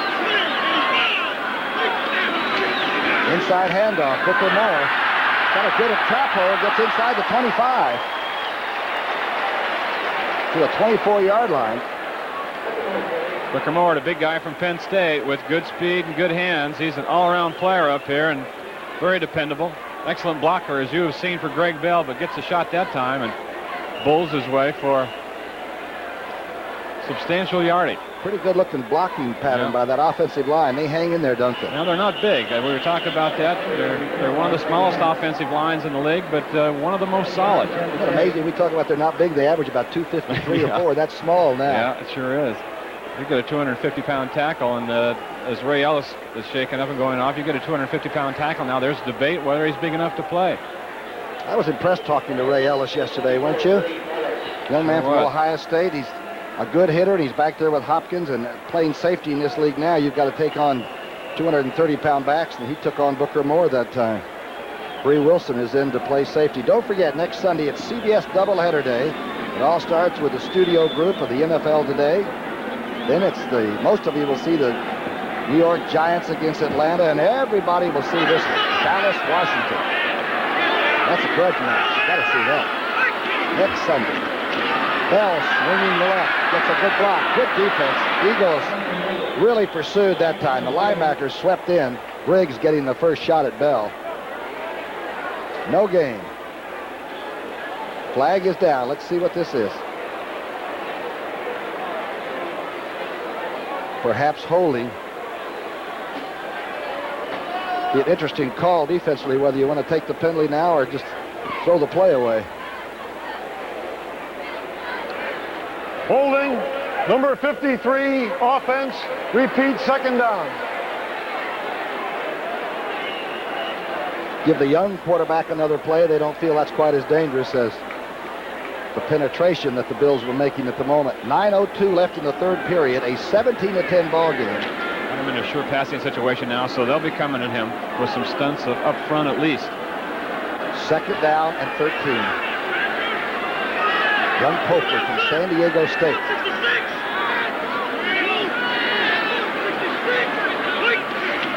Straight drop. Now he's got the backside of the backfield, and the rush is going to get Cofer. Throws it on the run. Good play. Bell makes the catch and receives a hard wrap by Jerry Robinson. The young quarterback made a pretty good move in that pocket. Yes, he did. He got some early pressure. I think Joel Williams came in on a blitz from the outside and got near him immediately. Then some more filtration up through the middle. He stepped out and got the ball out to Bell in pretty good shape. Jerry Robinson is 56. Back on the pattern now. Keen back, head and eyes back there. Sees the back come out. Still watching back in the backfield. And then he'll time it up and make the play. You can't do it any better than that. You know, he was All-American 3 straight years at UCLA. One of the few people that's ever done that. Working the defense, too, now. Number 1 draft for the Eagles a few years ago, and he's really played like it. Okay, Cofer back in the shotgun. And overthrowing Bell at the 27-yard line. And once in a while, Bell doesn't look like he cares. Lots of penetration here by the Eagles defensive line. 93, Tommy Struthers. Watch him come in, get his hands up. Kofler had to throw over him. That obscured his vision probably just enough to make this a misdirected pass. Had it been down any lower, it could have been completed. Jerry Robinson was breathing down his neck again, too. He just hit him the time before. DeMello now will be in to try a long field goal. He has kicked a 52-yarder. That's what this one's going to be. That's what this one's going to be. DeMello very successful with the Giants, and now he's come up here and he's got the rhythm back. The Eagles have blocked 2 field goals in the last 2 games. Just enough. It's short, under the bar. The crowd settles back. Not exactly happy with that. The life of a kicker. It's a nomadic one. The Honda Accord hatchback can handle the hairpin at Sears Point. Number 10 is the kid quarterback, but there is the Arkansas Razorback himself, Joe Ferguson. He had 107 consecutive starts until that bad ankle kept him out last week. I can see what kind of stats he'd have, too, if he played in places with good weather. I mean, the last month of the season up here is pretty tough on anybody. Montgomery on the toss out of the aisle. Uh-oh, gets away from a couple of people. Makes 10 yards before he's bounced by Haslett. Wilbert Montgomery is sort of like Secretariat. If you get him out there and get him warmed up, by the 4th quarter, he can start putting some numbers up. Good pull. Steve Kinney and Ron Baker both out in front, doing a good job. Look at Sizemore handling the linebacker there. And where everybody had a piece of somebody, and Wilbert got out there and just picked a spot. Wilbert, on his high school football team, had an end named Giles. Can you imagine that high school team down in Greenville? Coach was coach of the decade. 1st and 10. Ball's on the Eagle 45. Jaworski tossing back to Montgomery, and number 31 puts it away, covers the ball up, makes a couple of tough yards. Sanford stopped him there.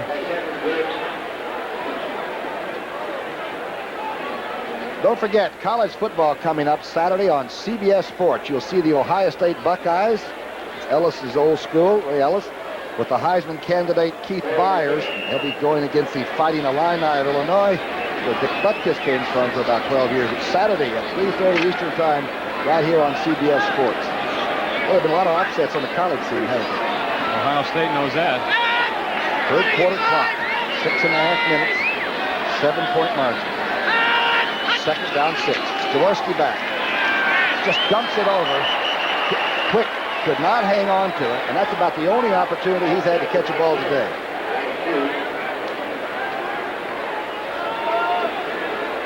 Number 82 is Mike Quick. Watch the attention he gets now. A bump right there. That threw the timing of the pattern off, and it was a good thing for Buffalo, too, because there was some room for Mike Quick, and once he gets it in the open, he is tough. Looked like Giles knew he had something going. If Quick could have been able to hold on to that ball. The linebackers already dropped out of there, hadn't they? Jaworski now in shotgun on 3rd down and 6. And the Eagles have not generated much in the second half yet. They got to turn back on the pilot light. Jaworski. Good throw across the middle. Woodruff takes it on the dead run, and now look at this crowd. Sanford first. The Bills came from everywhere. The Buffalo Bills all-time group was in. That's Stratton. Was that linebacker? Was he here? I think so. Remember the hit he put on Keith Washington years ago in the old stadium? Keith Lincoln, I think, in a playoff game. Pretty good hit right there. Lucius Sanford, number 57. Speaking of linebackers that deliver licks. Golden wheel of Davinian. You're amazing, Walker. 43-yard line going in. The Eagles now with a little bit of punch on 1st and 10. Jaworski. He's getting time now. Across the middle, Spagnola. Spagnola dragging people to almost the 25-yard line. They're really opening up the middle in there, and the offensive line is blocking extremely well. 17 yards. Watch Spagnola now go down and find a spot. The closest one will be linebacker Eugene Marv, number 54. This gets in between the seams of that zone, and the Eagles tight ends have already caught more passes so far this year than they did last season, the entire season, and Spagnola has been the major reason. Very clever receiver, Big John Spagnola. He broke the records that the Chicago Bears safety man, Finsick, set. Bills, I think they play pretty good football. He'll be Oliver on the negative trap play. The fullback plugged straight ahead. They call him the Rock Man. Well, he got good help that time from Steve Kenny, the left guard. You know, Jaworski told us how much Kenny meant to the offensive lineup. With Dean Miraldi starting over at left tackle this year, he said Kenny, when he's in there with him, is just a real settling influence on him, and also helps make the calls. There's a lot of line calls that go on between the center and the guards and the tackles, and regarding who's going to block who up there in the defensive formations. And Kenny is very good and very alert at that. Good situation for number 7 in the Eagles. Deep in the Bills' territory at the 16 and 2nd and the yard. You can do almost anything. And it's a straight drive play. Wilbur Montgomery cutting back inside the 10 to the 8-yard line. And the Bills look like they're catching a lot of blocks now. Now they are. That's just straight ahead stuff right there. Nothing fancy. Everybody had somebody, and Wilbur just finds a hole. Watch this. Straight ahead. Supposed to be run over here at the left, as you can tell by the lead back. He'll be Oliver coming here, but Wilbur veers away because he spotted a seam up the middle, and nobody finds him any better than number 31. You know, there are 5 Pro Bowlers that were on that 80 team that Marion Campbell no longer has here. Carl Hairston and Carmichael and people like that are gone. So, as we said, this is a young, different team. Today they look like they've got it going. 3:26 left in the 3rd. 1st and goal. Jaworski misses Quick in the end zone. Just misses number 82. Romes was there, but I believe Quick was open. He sure was, and he'll come up with this more times than not, too. That is not Mike Quick. That was over on the other side. It's Kenny Jackson.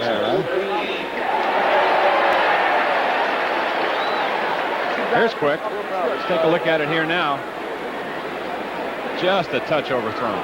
You and I talked about that. The cornerback has absolutely no chance if the ball is thrown right. It's the best spot to have that ball. You got to have it a little bit out in front. You get it back close to their body, and the guy can come over and tap it or strip it. But if it's thrown about 6 inches less than it was right there, it's almost impossible for a cornerback to make the play.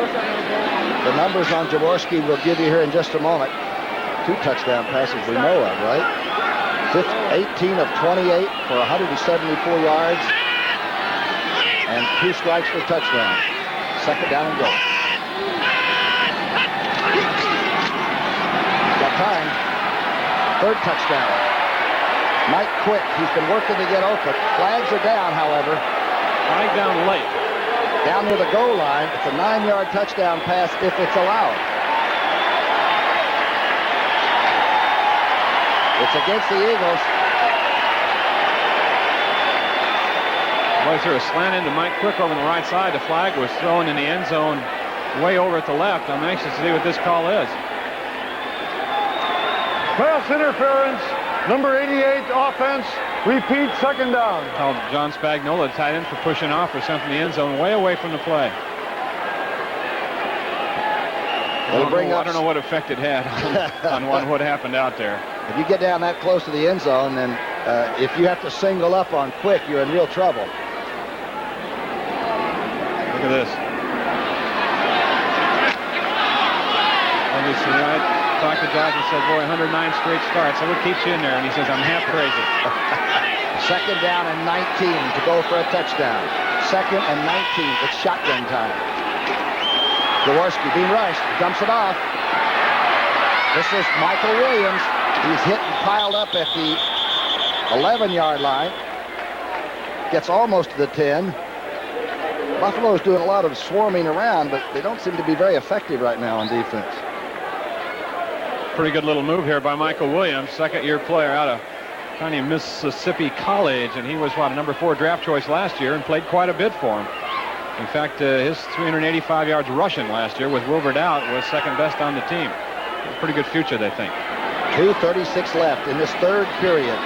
I'll tell you, the fourth quarter may be just a real battle. Third and goal from the 10-yard line, call it. Jaworski. In the flat to Hubie Oliver. Oliver inside the 5-yard line. Rome's made the tackle there. Jaworski really looks like he's in control now. Again, he's faced Dallas, San Francisco, and Washington 3 weeks in a row. I guess you would be a little relaxed coming up here. Comes McFadden on. Philadelphia remembers Tony Franklin was barefooted. He has now gone north to New England. This young man's a good kicker. Jaworski will hold. It will be a 23-yard field goal attempt. Boy, he doesn't even give it a second thought. Pretty cool young man. And so, with 1:33 left, it's 20-10.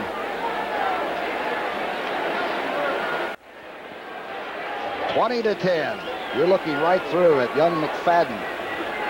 His first trip to Orchard Park, New York. Waiting for the signal. Wilson and Williams waiting. This is a short kick. Wilson's going to take this one at the 7-yard line. You better get a snare out to get in. He's a good return man. Tackle, good coverage at the 14-yard line. Eagles really came down into that very quickly. Haddock's down there, the running back, covering very well, number 26. That was our little bit of trivia that we were talking about before, that the Buffalo Bills are the only professional football team playing in New York. That's the truth. Everybody else moved to Jersey, right? That's right. We'll be back.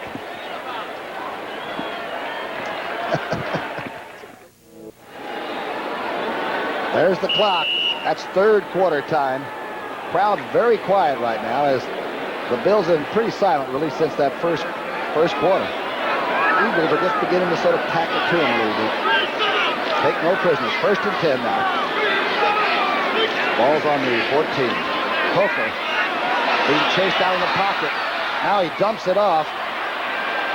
Looked to me like linemen were downfield, and he may have given it to a lineman. No, I believe Bell ended up with the ball, but... I think that was a planned play, believe it or not. It was almost like a quarterback screen. He set up back on the pocket, and at the same time when he rolled out to the left, watch his lineman go with him. Watch him drop back here now. Now watch the lineman go with him when he goes left. See them all leave their blocks and go out here.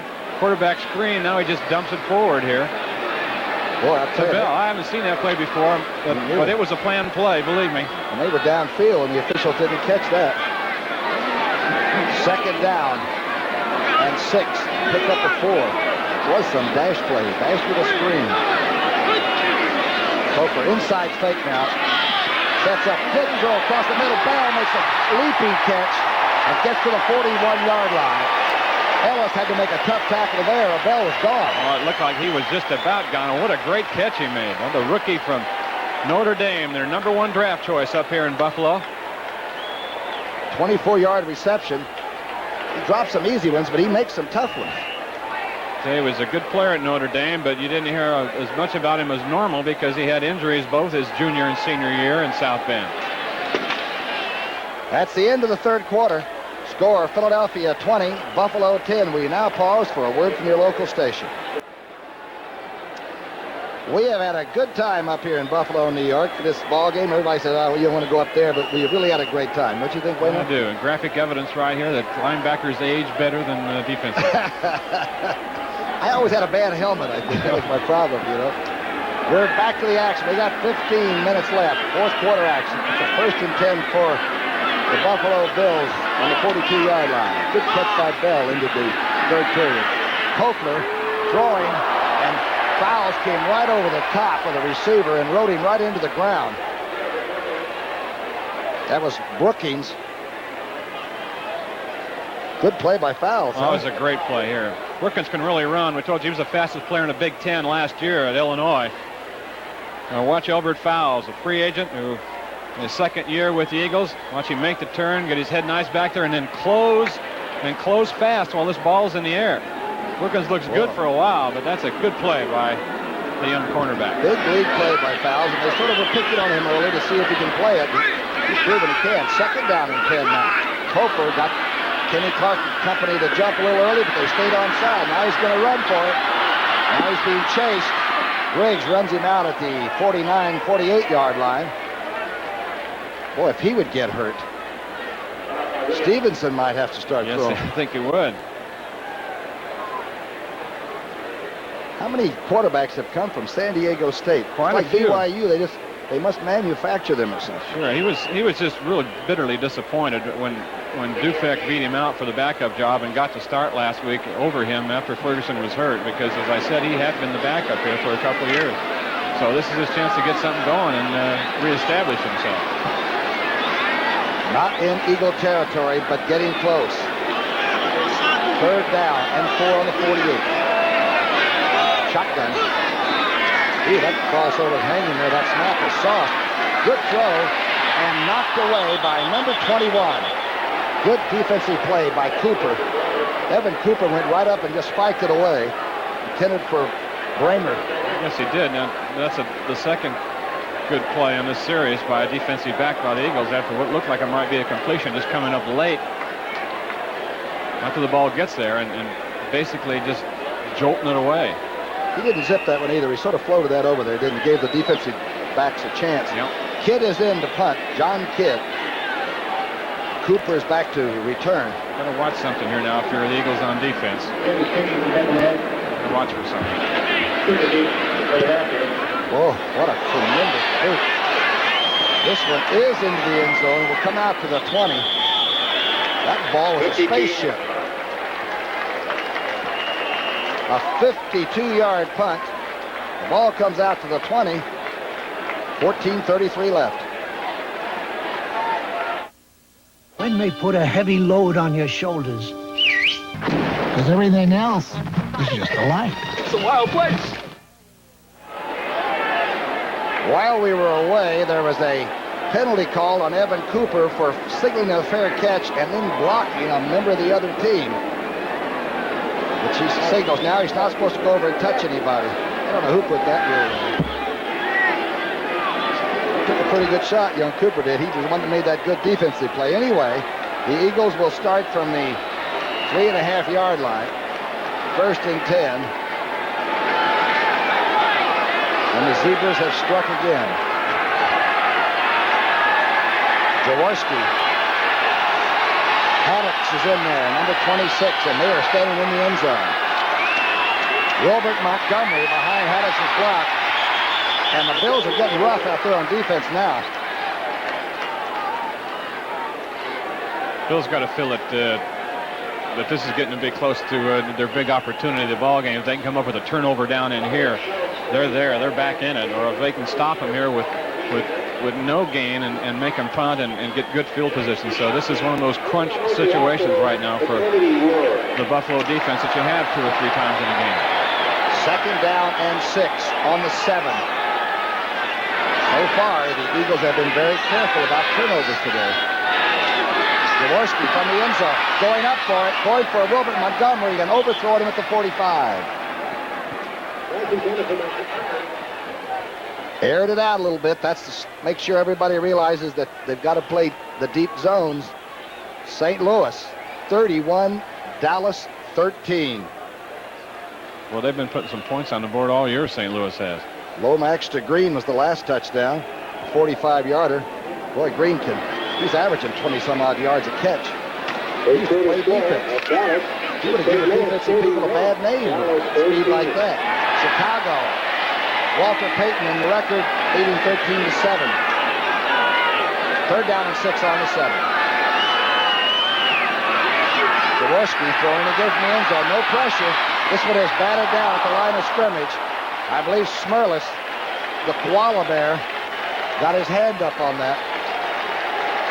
He couldn't have caught it. Oh, he comes to play, huh? He was ready to play on Friday when we talked to him. Look at this. He just keeps coming. Second, third effort. It's easy to stop when you got two big guys beating on you like that. But look at this. That was about his fourth effort, and he leaps up and get a hand on it. That's a high five, huh? That's as good as it gets. Good defensive play. And young Horan is kicking from the end zone.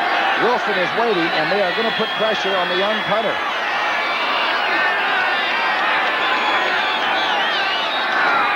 They're coming. No. Average kick. Wilson at the 45.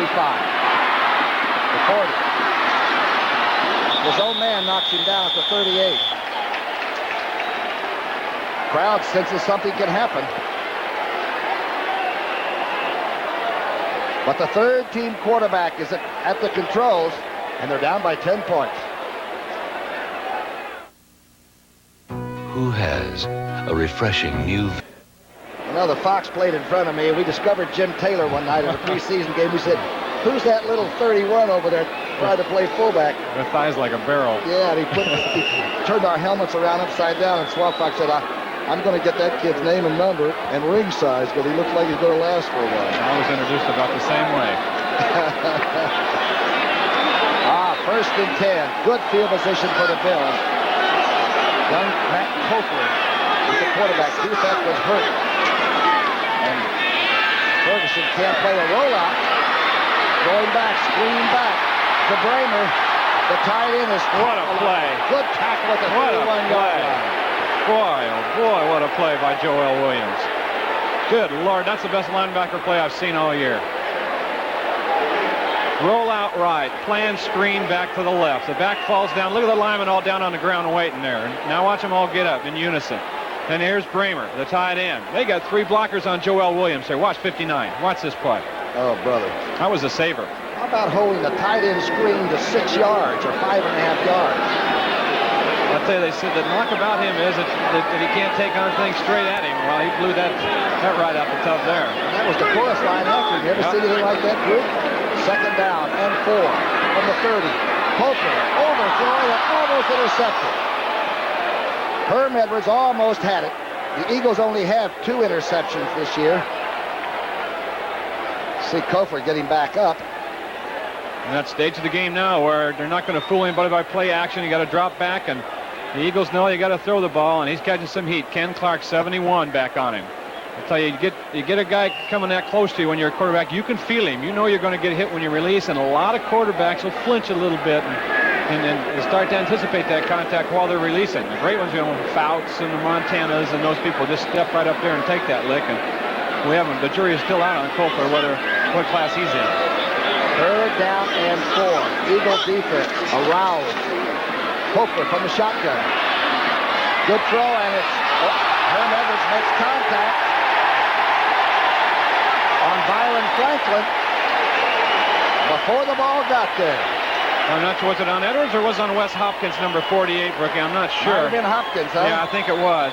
He likes to hit people. But you can't do it before the ball gets there.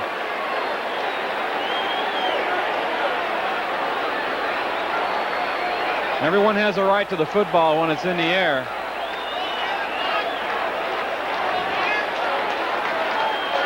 Marion Jr. is somewhat irritated. They were both going for the ball. Pass interference. Number 48, defense. First down. Over goal. Bruni and Marion Campbell asking for information. Jack Fetty is the official that's trying to explain it. It's all right here now. Number 48 will be Hopkins. Up with both hands going for the ball, isn't he? Contact. It was early contact from that angle. It's really hard to tell, but looked like Franklin ran into him. Yeah. The ball's in the air. It's just whoever comes down with it. That should be the rule. Sounds like a defensive call there. First and goal. Bills can really get back in this game. 12:31 left. Toss back to Bell. Backed up at the line of scrimmage. And a lot of people are pushing and shoving again. There's a flag thrown right on the goal line. And I saw a safety man and a couple of tight ends going after each other.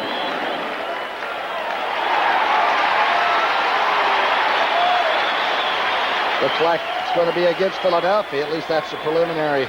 You know, you get a young kid like Hopkins who just got the last penalty, and you got to know he's going to be a little aired. He may have thrown an elbow or something. Personal foul, unnecessary roughness, number 29, defense, after the play, half the distance penalty, first and goal. Number 29 on the defense for unnecessarily hitting. That's fouls. Inside the 5-yard zone, you're supposed to be able to chuck receivers. Hopkins, he hits them when they're warming up. There's young fouls. Back to the wall now, 20-10. Philadelphia leading. This is going to get closer, maybe. First down. Goal for 3. Bell. Touchdown.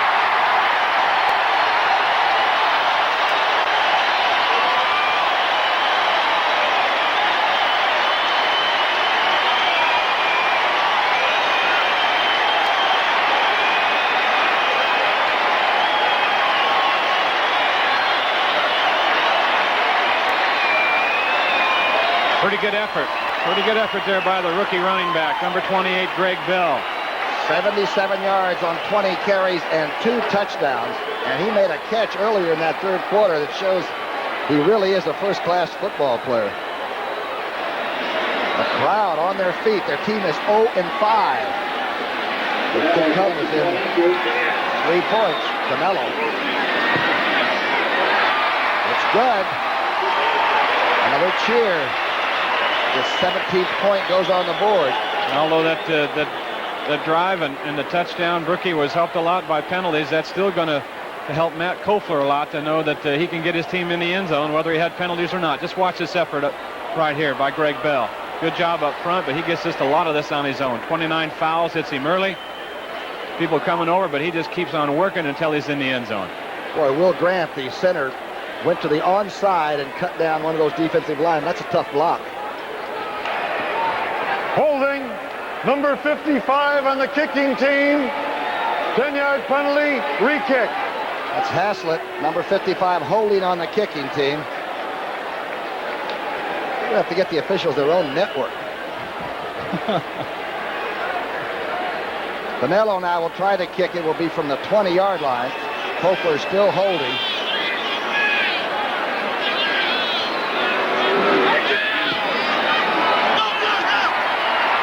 It's good.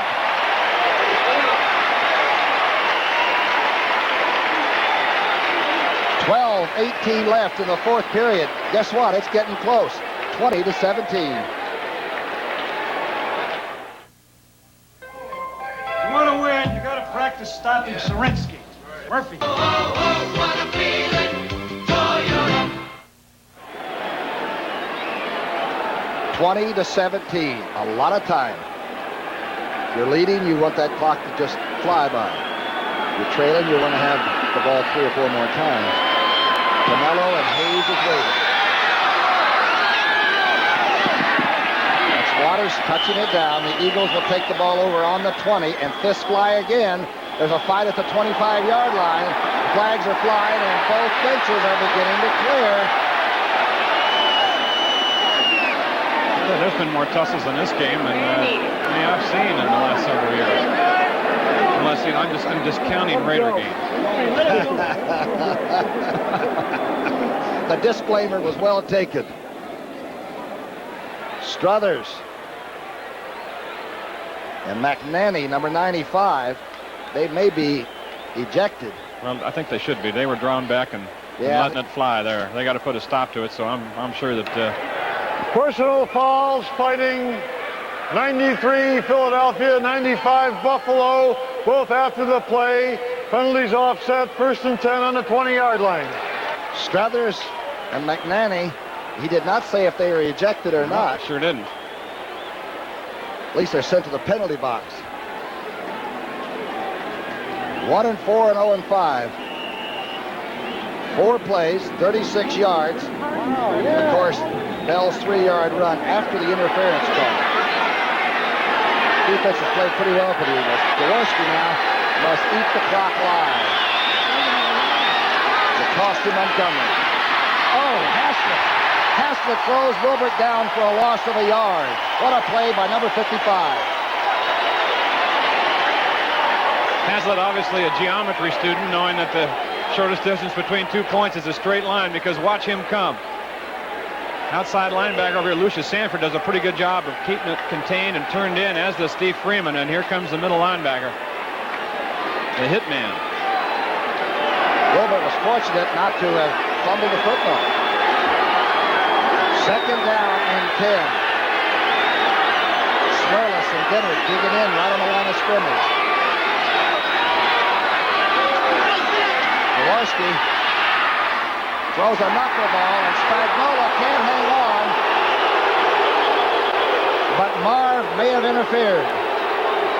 Marv may have got there just a touch early. He's got an arm around it. Looked like he may have hit the football, but it could have been early. Pass interference. Number 54 on the defense. 1st and 10. A popular decision here in Orchard Park. You be the judge. Going for Spagnola, the tight end. Marv in good shape. Oh, it just looks like a good defensive play to me. I'm sorry. Can't you play football anymore? I can't believe that 2 people cannot engage and go after the ball. Anyway, it's an automatic first. Not much yardage. But it gives Jaworski 4 more plays at it. 11:23 on the clock. A lot of time. Jaworski threads the needle, hits Montgomery. 2 people miss. Montgomery out over the 35 to the 36. Pretty clever. He sort of hides in there. He picks up 9 yards on that. White's sitting on the bench and just doing the punting for you. He's a very, very good quarterback. Always tough to lose your job, though, in any situation. That's for sure. 2nd down and 1. Oliver off the left side. Not much. Boy, Sizemore and Kinney have stabilized the offensive line. It sort of looks like they're solid and they're waiting. They're not jumping off. And they got the 1st down. Some scores as we flash them on your screen. St. Louis 31, Dallas 13. Chicago 20-7 over New Orleans. Saints are an interesting team, aren't they? Enigma 28-21. Tampa Bay leading Minnesota now in the 4th. Well, the Vikings have lost Kentucky. Washington 35, Irsay 7. The Jets are leading Kansas City by a point. 1st and 10 from the 38. Jaworski with the blitz. Reads it and hits Spagnola. He drops the football. Eugene Marv on the blitz up the middle untouched, and just a great read by Jaworski. Can't beat experience. He saw it coming, knew he had to unload, and knew where he could get it in time. Coming over the top. And QB Oliver came over and got a little piece of Marv, and that saved Jaworski a pretty good lick. Jaworski is 21 of 32, 197, 2 touchdowns, and no interceptions. 2nd down 10. 9:47 on the clock in the 4th quarter. Throwing the ball away. A waste pitch, high and wide. Pretty good protection, but Talley did come in and finally make contact with number 7. Talley's a linebacker. When they're in their 3-4 situation, he plays an outside linebacker. And when they go into a pass rush situation, sometimes he drops down and plays a down lineman. He's their quickest, and he had 5 sacks last year as a rookie for them. They come into this game with only 3 sacks on the year. He had 1 of those. So before this game, they haven't been getting much pressure on the passer. They certainly haven't had Jaworski on his pants a lot today, but they've been back there some. 3rd down and 10 on the 38. 9:42 left in the game and a 3-point margin. Oliver, the remaining back. Jaworski.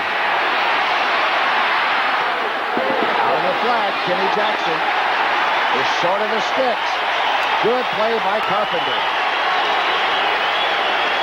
That was a very crucial series that time for the Buffalo defense, and they did their job. Now we got one coming up for the Eagles defense.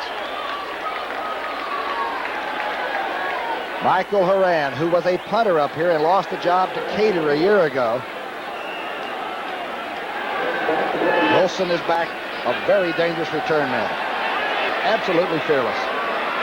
Let's see if Buffalo comes with the gang, or if the left footer is just going to be allowed to whistle it away.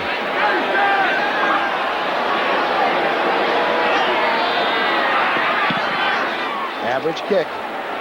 Wilson at the 25. Wilson back to the 25. Some flying bodies out there.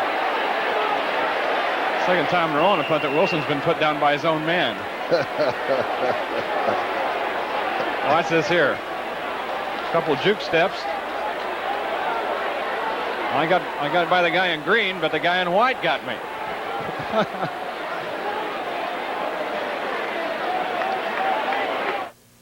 Who has?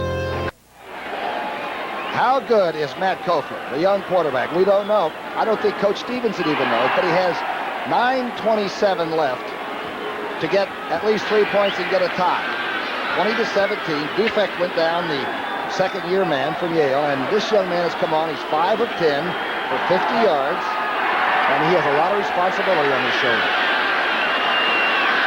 First and 10, the ball's on the 27. Cofer dropped the ball and falls on it. Boy, and the Eagles were pouncing just to make sure. I think what happened is he faked the draw play, and as he faked with the ball hit on the hip or the thigh of the runner going by, and that's when he lost control of it. There he comes back. I think it may have hit the back going by, and that knocked it out of his hands. Ellis was blitzing from the safety spot, and the green shirts wanted to do a tattoo on this young man from San Diego State.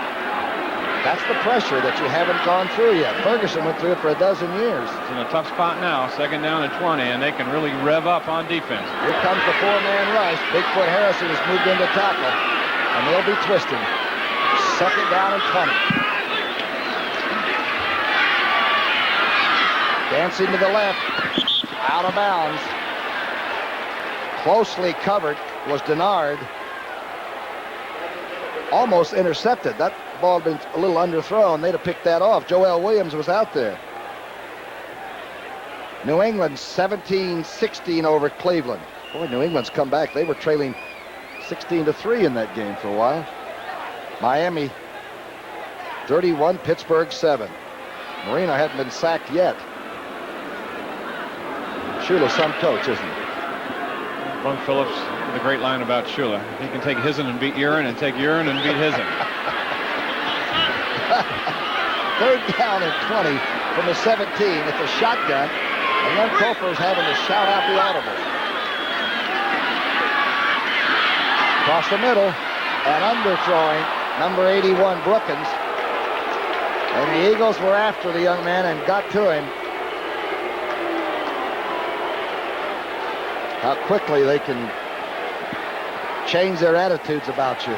Right. Pretty good penetration, but he did have time to throw. Although Tom Struthers, who's having a pretty good game, lucky to be in this one after throwing a couple punches, got back there right at the end. John Kidd back to kick. He's from Northwestern, but you didn't think they played football there anymore, but he's a very fine punter. Ooh, this is a big kick here. Cooper is back to the 33-yard line. Cooper dancing. Was tackled. He's still on his feet. He's down at the 35. And bodies are flying again. And words. A 50-yard punt, a return of 3.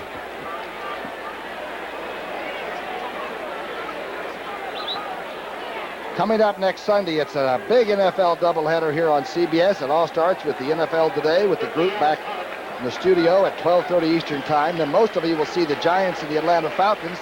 In the second half, everybody will see Dallas and Washington. 4 o'clock Eastern Time right here on CBS. See old Tom surrounded by those Redskins again. Dallas may not have anybody left after St. Louis gets through with them today. First and 10 for the Eagles on the 35. All they want is to simply turn off the lights on the clock. Go back to Philadelphia. Jaworski on first down pass action. Has it spiked. And Wilbert Montgomery still makes the catch for a gain of 3. Got a break. Like Smurlus got a little penetration. Old Koala Bear.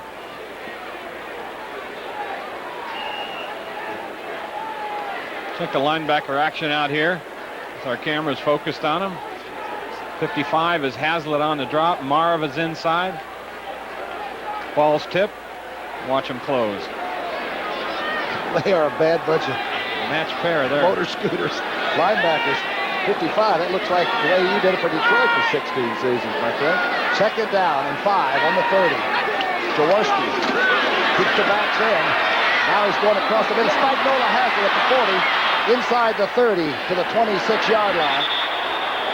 And there's a flag down about the 32-yard line of Buffalo. It's been a rough game, hasn't it? It has been. Physically we talked about nasty. that. They have been getting after each other. 32-yard reception. They have been on the fringe a couple times, too. It's against the local team. Don Wilson may have been involved somehow. Boy, when you're a losing ball club, you're finding anybody to beat on, you know. You go home, your own dog bites you. You know, your own kids are Personal foul, unnecessary roughness, number 21 on the defense. Half the distance tack on from the dead ball spot. First down. It was Wilson. Carter told you. Ball is now on the inside the 15-yard line. Penalties have played a big part in this game. Spagnola with 5 receptions for 68 yards. There's Haslett talking to the group like they're in the schoolroom. Calls the defensive set for this play. 7.5 minutes left in the game. 20-17, Philadelphia. Jaworski, the draw play to Wilbert Montgomery. Wilbert just simply runs by one tackler and gets inside the 10.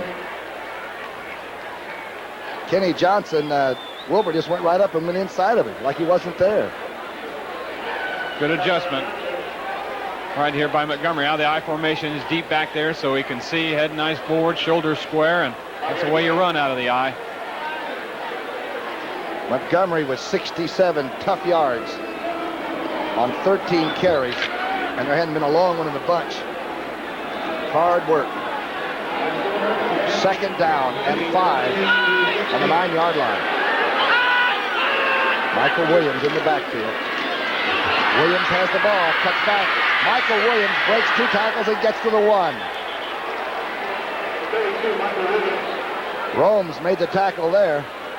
We got a great lead block that time from Hubie Oliver. Watch Hubie Oliver, number 34, out in front. Freeman, the safety, comes up and looks like he's going to cause trouble back in the backfield, but Oliver just wipes him out. And Marion Campbell's pretty clever in that he's got a fresh back in there for a play, and here's a kid that's 22 years old and busting out anyway, a big young running back. That's Darryl Talley, the outside linebacker, down.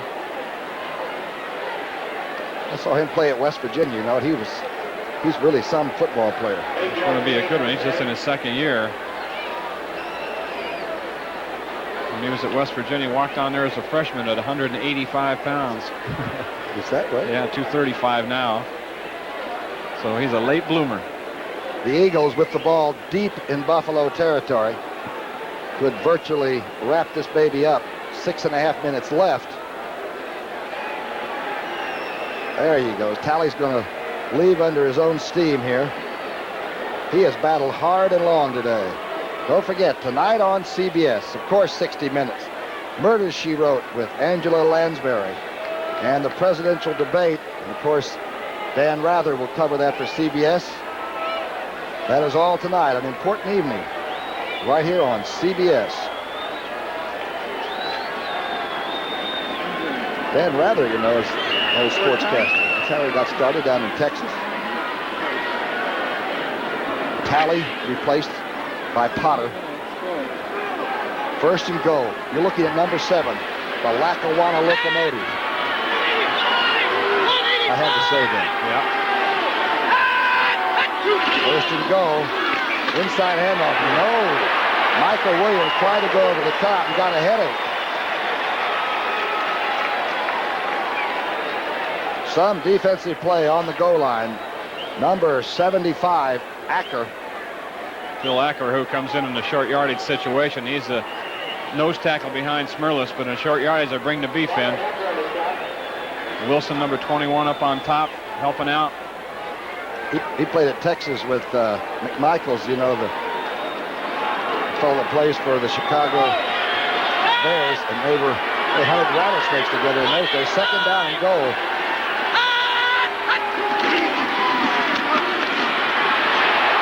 No way. Williams tries the ball, but they wouldn't let him get off the ground. It's going to be third and goal. That situation, there's nothing fancy either way going on down there. On defense, you send the linemen low and the linebackers and defensive backs up top. Try to time that jump, and they got it. They got it timed. Eugene Marv, number 54, and 21 Wilson. Look how low the line stays. And watch these defensive backs and linemen come up on top and try to time this leap also by the ball carrier. The human pyramid. Yeah. What a defensive stand. The crowd, the local crowd here, they must love this. It's within about 6 inches of the goal line. Remember, all you have to do is break that invisible plane with the ball.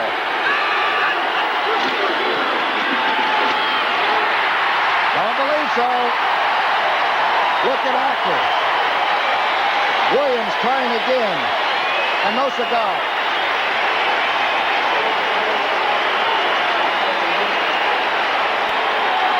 Decision time. Decision time. You go after it, you take the 3. Boy, this is just good defense. This is a great stand down here. Effort you're looking at, folks. You're looking at an 0-5 team who's behind in the last quarter. The ball on their 1-foot line, and there's anybody in a white uniform giving up out there. What a goal line stand. You realize that's 3 shots at it. Marion Campbell says, let's go get it. It is about a foot away now. Over 4 minutes left. Big play. Jaworski running and scoring a touchdown and barely getting into the end zone. He might be hurt. He took a shot. He just did get flipped into the end zone. Thompson came under him, and he's holding his left leg. He's thrown for touchdown passes. Well, what a dash this was.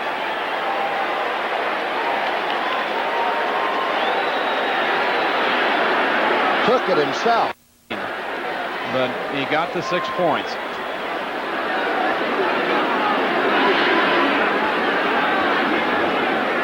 His mom is here. His family. They don't live too far from this stadium.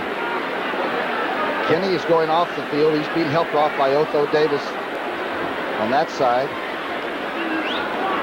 Vito Cab is helping. Well, the only thing I like about the Jaworski situation, Tom, is that they're all up there talking to him up around his face, so they're not down and administering to ankles or knees or those kinds of things. So maybe, hopefully, it's just something like wind, because he took a jolt. Take a look at it right here. Play action pass. He wants to go back, but it's covered. He decides he can get in, and look at the shot he took. Oh.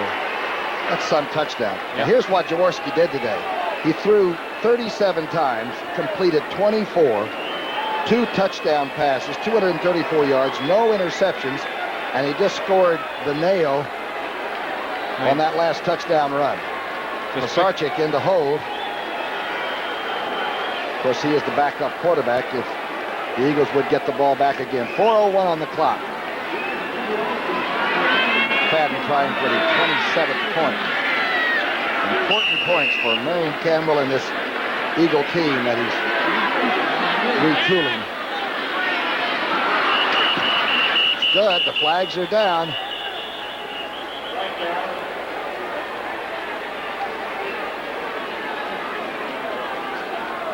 These two teams have brought interest back into the extra point. I said, these two teams didn't have a rivalry before. Defense contact before the snap.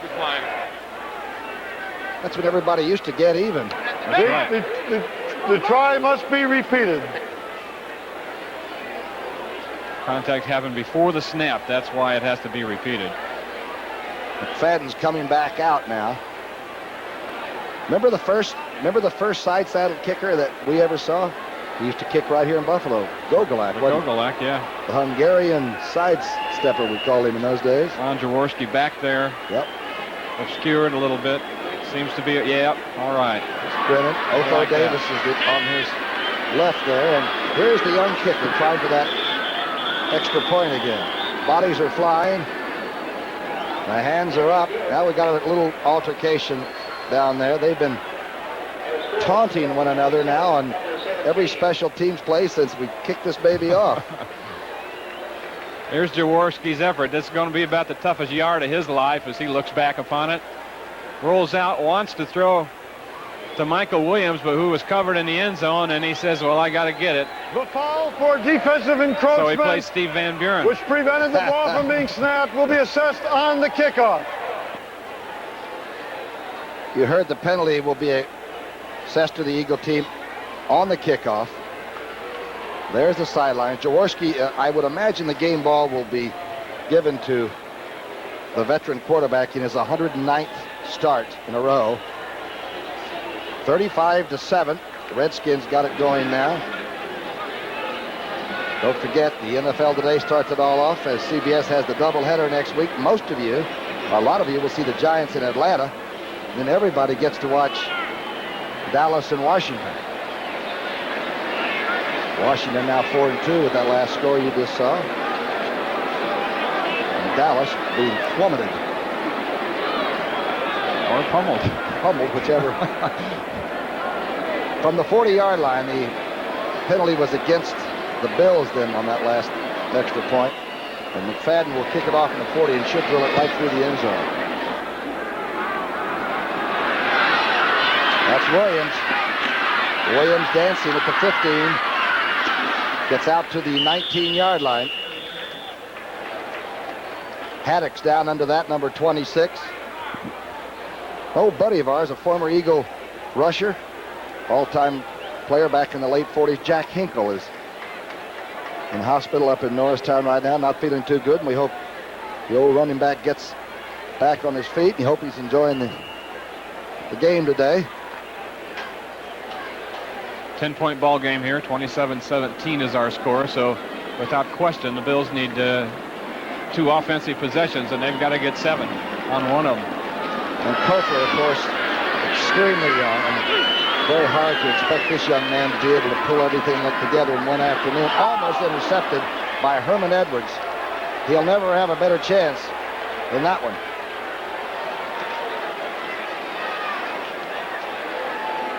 Just got the word that Ron Jaworski is shaken up, as you saw, and should and could be back.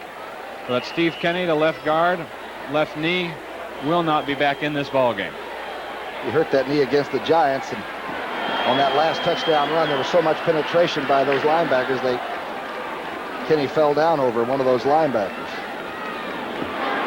3:45 left, 27-17. Second down and 10. Koeffler from the shotgun, a lot of time, just gets it in to Franklin. That Franklin is some good-looking receiver. Gets to the 45. Okay, I was just going to say that. Is he a glider? He's just smooth. Just in his third year, Byron Franklin has turned into their big play guy on this team. But this is a pretty good throw here, too, by number 10, Matt Kopler, with plenty of time down the middle, and it was right on the money. Smirlis and company almost came off the bench. They thought there was some steering that time on the Eagle. Kopler running out of the pocket. Now he stops, steps up, throws a strike through. Brookings couldn't hold on to it and got hit. Got hit by Ray Ellis. A Buckeye hitting a Hoosier, or rather a Fighting Illini. Two ex-Big Ten guys played against each other. Oh, you don't get away with it that easy. Wow. Pretty good lick. Ellis himself left earlier in the game a little bit woozy, tackling Booker Moore. A tough ball game. Physically, it's been really painful. Jaworski is all right, but he is probably going to sit the rest of this one out. 27-17. The Eagles could win their second game. We will be 2-4. Booker with a lot of time. Now he's being chased out. Now he's going to run with it. And he doesn't get out of bounds, but he gets inside the 40. Bookie, I'll tell you what, if he would have gotten out of bounds, he would not have picked up the first down, and he sacrificed life and limb that time by staying in and getting the stakes moved. Good piece of work by him. 2:45 on the clock. The daring young man called into action when Dufek went down. Ferguson couldn't play. Coulter, good throw to the outside. That's Brookins. And closely covered, he still made the catch. Bernard Wilson was hanging right over his shoulder. Bernard Wilson made a good defensive play, but not much you can do about that. The ball's thrown perfectly, good catch, and they dropped a flag on Wilson to boot. The crowd still enjoying this ball game. You just thought Danello's down there kicking into a net. Kickers are funny people, aren't they? Look at him, he's just down there getting ready in case. The buck stops with those kickers. Face mask, 5-yard penalty, offense, pass interference, number 22 defense, penalties offset, repeat first down. The best call of the day. 1st and 10, 2:32 on the clock. I see the name O.J. Simpson on there. Remember when he had the 2,000 yards rushing that one year? Seemed like every time he looked up, he was gaining 30 yards in the snow. Man, everybody else was falling down, and O.J. just ran right the perfect traction. One of the great players of all time, that's for sure. 1st and 10 now. Coulter in the present. Getting tangled up with Herman Edwards is number 83, Denard. Edwards claimed Denard pushed off.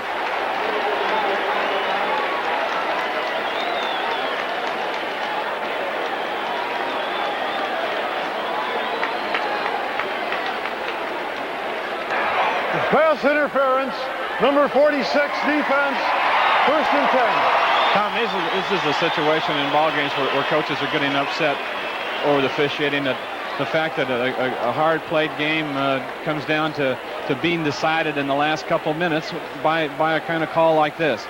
Watch this. Both guys are pushing each other. Denard has his hand back. Herman's falling down. He has a hand up. That's football. And Marion Campbell's got to be a little bit concerned. There's 2:26 left. A touchdown here, and anything can happen in the last 2 minutes of this football game. Coulter, a lot of time, going for the corner and out of the end zone, and chased into the wall is Byron Franklin. See who the Eagle defenders were that took him in there. Fowles was one of them. Two Eagles and a ball boy over there. Got it too.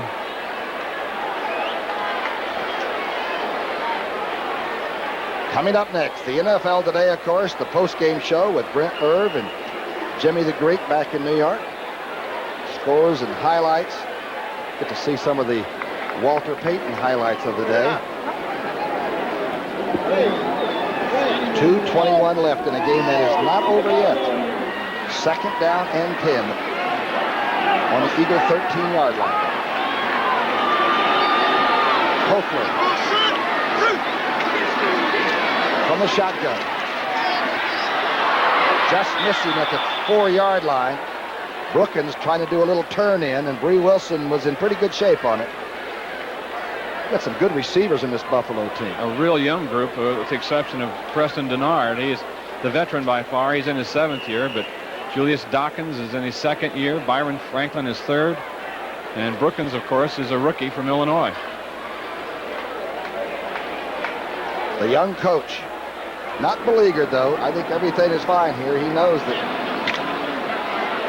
it's a tough way to make a living being a head coach in this league. A lot of tension. 3rd down and 10 now. 2:16 on the clock. And it will be over. 3rd down pass. Hoefler being chased.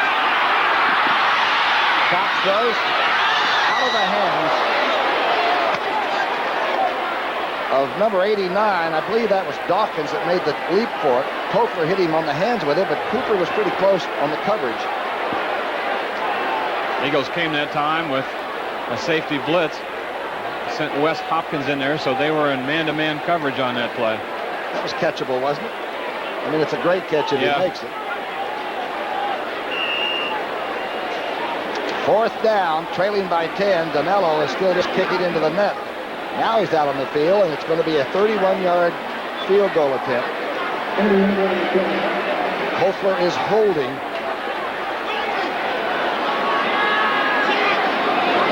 The Eagles have blocked 2. It is no good. Wide. Rookie, that'll just about do it, I think. As we mentioned earlier, they needed 2 possessions. They had to get 7 points one time and 3 another. Wow. If People are leaving the stadium like it's sinking. And listen, the life of a kicker, it's no joke, you know. They don't remember anything except that he missed this last one in the last 2 minutes. You were a kicker, you knew. I'm a kicker when I had to be. What is it? I always felt kind of a thankless job. They've had 7 different kickers here in 11 years, somebody told me. They have a Volkswagen van that can pull up, get a 2-seater, and that's it. Pisarcik is now the quarterback for the Eagles. He'll try to use up that 2 minutes. Michael Williams dancing, getting a couple. The Swamp Fox. He's checking out that 10-point lead. When you've got a long way to go. Better safety controls and a system that makes even this a safer place to work. Liberty Mutual's loss prevention people work across the nation. One way we're going to be there for you. Ron Jaworski had some homecoming back to his native haunts, but I'll tell you, the Eagle defense did a pretty good job of shutting down what looked like it was going to be a good rushing attack for Buffalo. A 10-point lead in 2 minutes. And Williams running the great circle route to the 25-yard line. He's got to get to the hole and stop fooling around.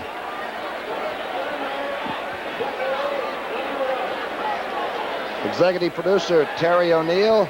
Terry, we appreciate being allowed to do what we do. Senior producer Charles H. Milton III, old Red Eye. Our producer Bob Deacus picks up those dinner tabs that we enjoy so much. Bob Dumphy, our fine director, and our associate producer Bob Rowe. Good to see Robert again, and the rest of our very good, hard-working crew has come to Buffalo and send this game around. Hey, I bet Philadelphia's loving this broadcast tonight. That football area there, they think the green and white's pretty strong.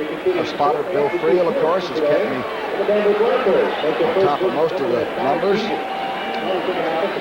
0-6. Yeah, he kind of, I think in his mind when we talked to him on Friday, kind of expected this a little bit because he thought that it was such a young team and that it would take him about mid-season before they were connecting on all cylinders. So Hey, he's a nice man, and I kind of hope he gets it turned around. Boy, he sure is a nice guy. I can say, boy, start all over and get prepared for the next team. They've got the roughest schedule coming up I've ever seen in my life. Kenny Johnson making the tackle on Michael Williams.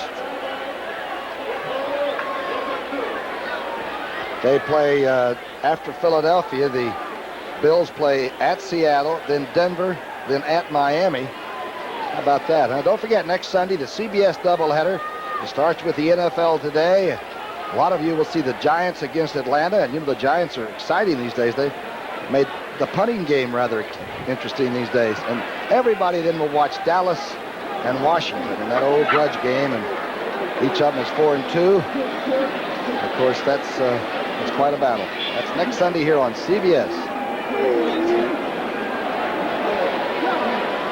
1:46 on the clock. This was the part of the game where I was always a little bit edgy. You don't want to get hurt for next week's game, and you got to make contact. Horan's in the punt. He has not had a very good punting game today. He is capable of tremendous hang time. Wilson is waiting.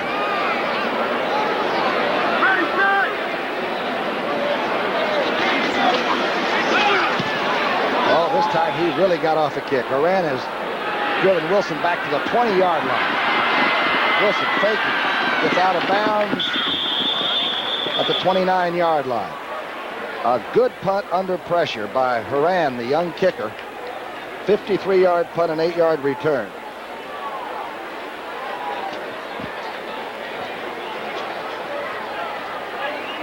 The left-footed punter going off. He's got a funny-looking little shoe on his left, doesn't he, there? Got a different shoe on the right than he does the left. Probably dressed in the dark. You know, they get up early on Sunday morning and try to find the stadium. One blue sock, one brown sock. Coming up next, the NFL Today. Post-game wrap-up. We'll get to see Walter Payton's record. What a day. He had another 100-yard day with Brent Irv and Jimmy the Greek. We do have a couple of exciting interviews right here. Incomplete pass by Kofor. Intended for Bramer. The young man has weathered the attack pretty well. Yeah, he's not a bad-looking talent. I can see where they thought highly of him here in the past. In fact, he came in a couple games last year when Ferguson was hurt. Hasn't started and did a commendable job. I hope Joe Dufek, the young Yale quarterback, I hope that's not a serious knee. I liked him when we talked to him. He was a nice young guy. That's fun to come in town a couple days early and get to meet some of these guys and get a feel for the team. I sort of like the Ivy League rule when they don't have spring practice. You know, he played baseball 3 years. Long pass by Kofor, overthrown. Herm Edwards covering very well there. You know what I mean? The kids go to school and they get a good education and play football and baseball. I think of 4 Ivy League quarterbacks in the National Football League. Now that guys from Detroit, like they're carrying 4 quarterbacks because they like him so much as Witkowski. I think he played at Columbia. Right. Bob Holly right here for the Eagles. Holly for the Eagles. Kemp for the Rams. And Joe Dufek, who started here today. 3rd down and 10. Bills are running out of clock. 1:25 left. High snap. Kofor handles it. Good throw outside and airmails it right into the stands. Preston Denard, just watch that one. Clear everything. I wonder how many snaps he really took during the week. Because I imagine Dufek took most of them, just having to bone up, you know.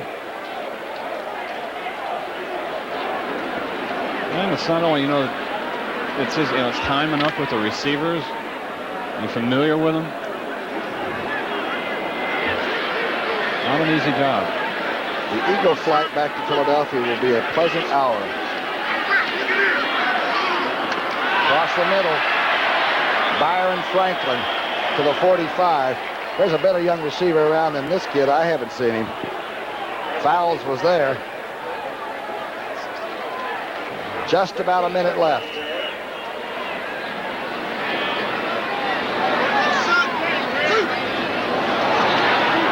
Copeland overthrowing, but intercepted by Wes Hopkins. Hopkins trying to stall some of the timeout. There's our flags down about the 45-yard line. Greg Brown. He is such a good pass rusher. He might have left early.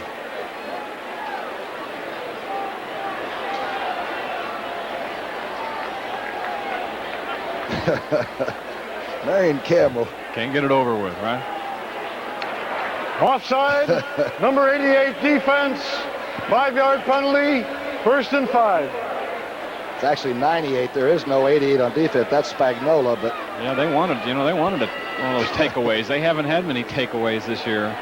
I think they've only turned the ball over 3 times coming into this game.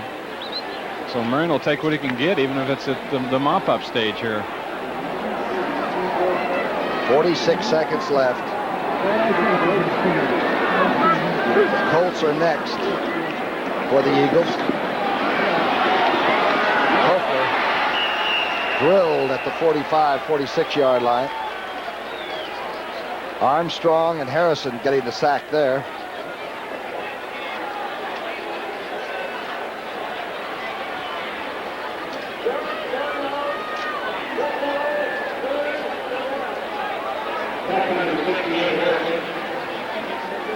The Eagles play the Colts, then the New York Giants, and St. Louis. So this could be a pretty good stretch for them. They have a couple of those teams that they can work on before they get to St. Louis. And they've got to chase Neil Lomax from the very first play on. Well, you just have to sell your people on the fact when you get off to a tough start like both these teams have, that it's a long season and you can get it turned around. You know, one of Marion Campbell's big problems in Philadelphia was the Michael Jackson Victory Tour. They kept taking the stadium where the Eagles work out all the time, you know, and they bring in all those laser lights and all that stuff, and the players are... Where'd you say they ended up practicing over at the Navy Yard or somewhere like that? Right next to USS Saratoga. Don't forget, next Sunday, the CBS doubleheader.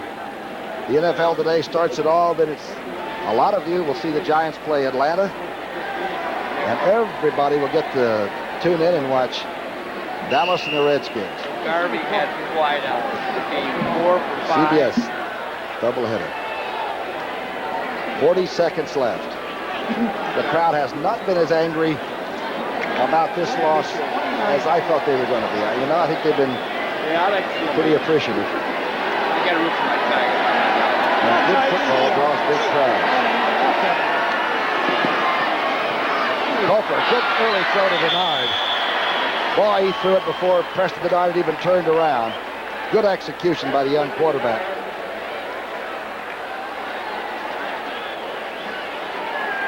"35 seconds left. The Eagles are thinking about their post-game meal on the plane and not getting hurt in the last 35 seconds.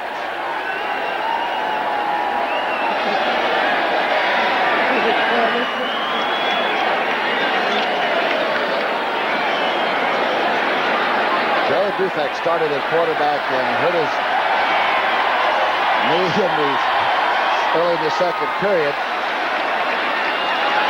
Colford dumps it off to number 89, Dawkins. Dawkins steps out at about the 32-yard line of Philadelphia. Stops that clock. And the survivors here in the stadium are now trying to get a wave going like we've seen in San Francisco and other areas. Hey, you gotta like him for staying. Swamp Fox is just pretty happy with today, I think.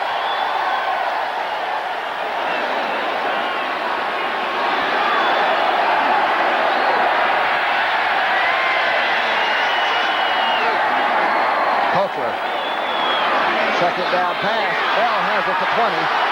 Inside the 15 to the 10. And fumbles the ball out of bounds. Ellis and Cooper double-teamed the running back at that spot. The clock is going. No more Buffalo timeouts. Bell's a pretty nice-looking running back, don't you think, rookie? Coming in here and had a lot of pressure on him trying to replace Joe Cribbs, but he looks like he's going to be a good one. Stopping the clock with 1 second left. Kochler Puts enough postage on that one to get it into the seats.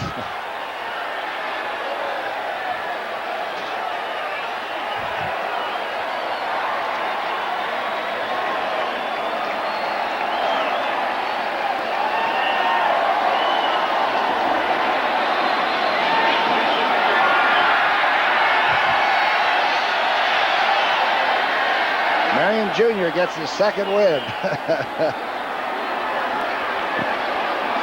The head coach at Atlanta back in the 70s. He's got a new challenge in Philadelphia. Hoefler intercepted by number 24, Ellis. Ray Ellis comes up with it, still has it. The game is over, but Ellis is running for his life. Hoefler, the quarterback, made the tackle on Ellis, the interceptor. 27-17.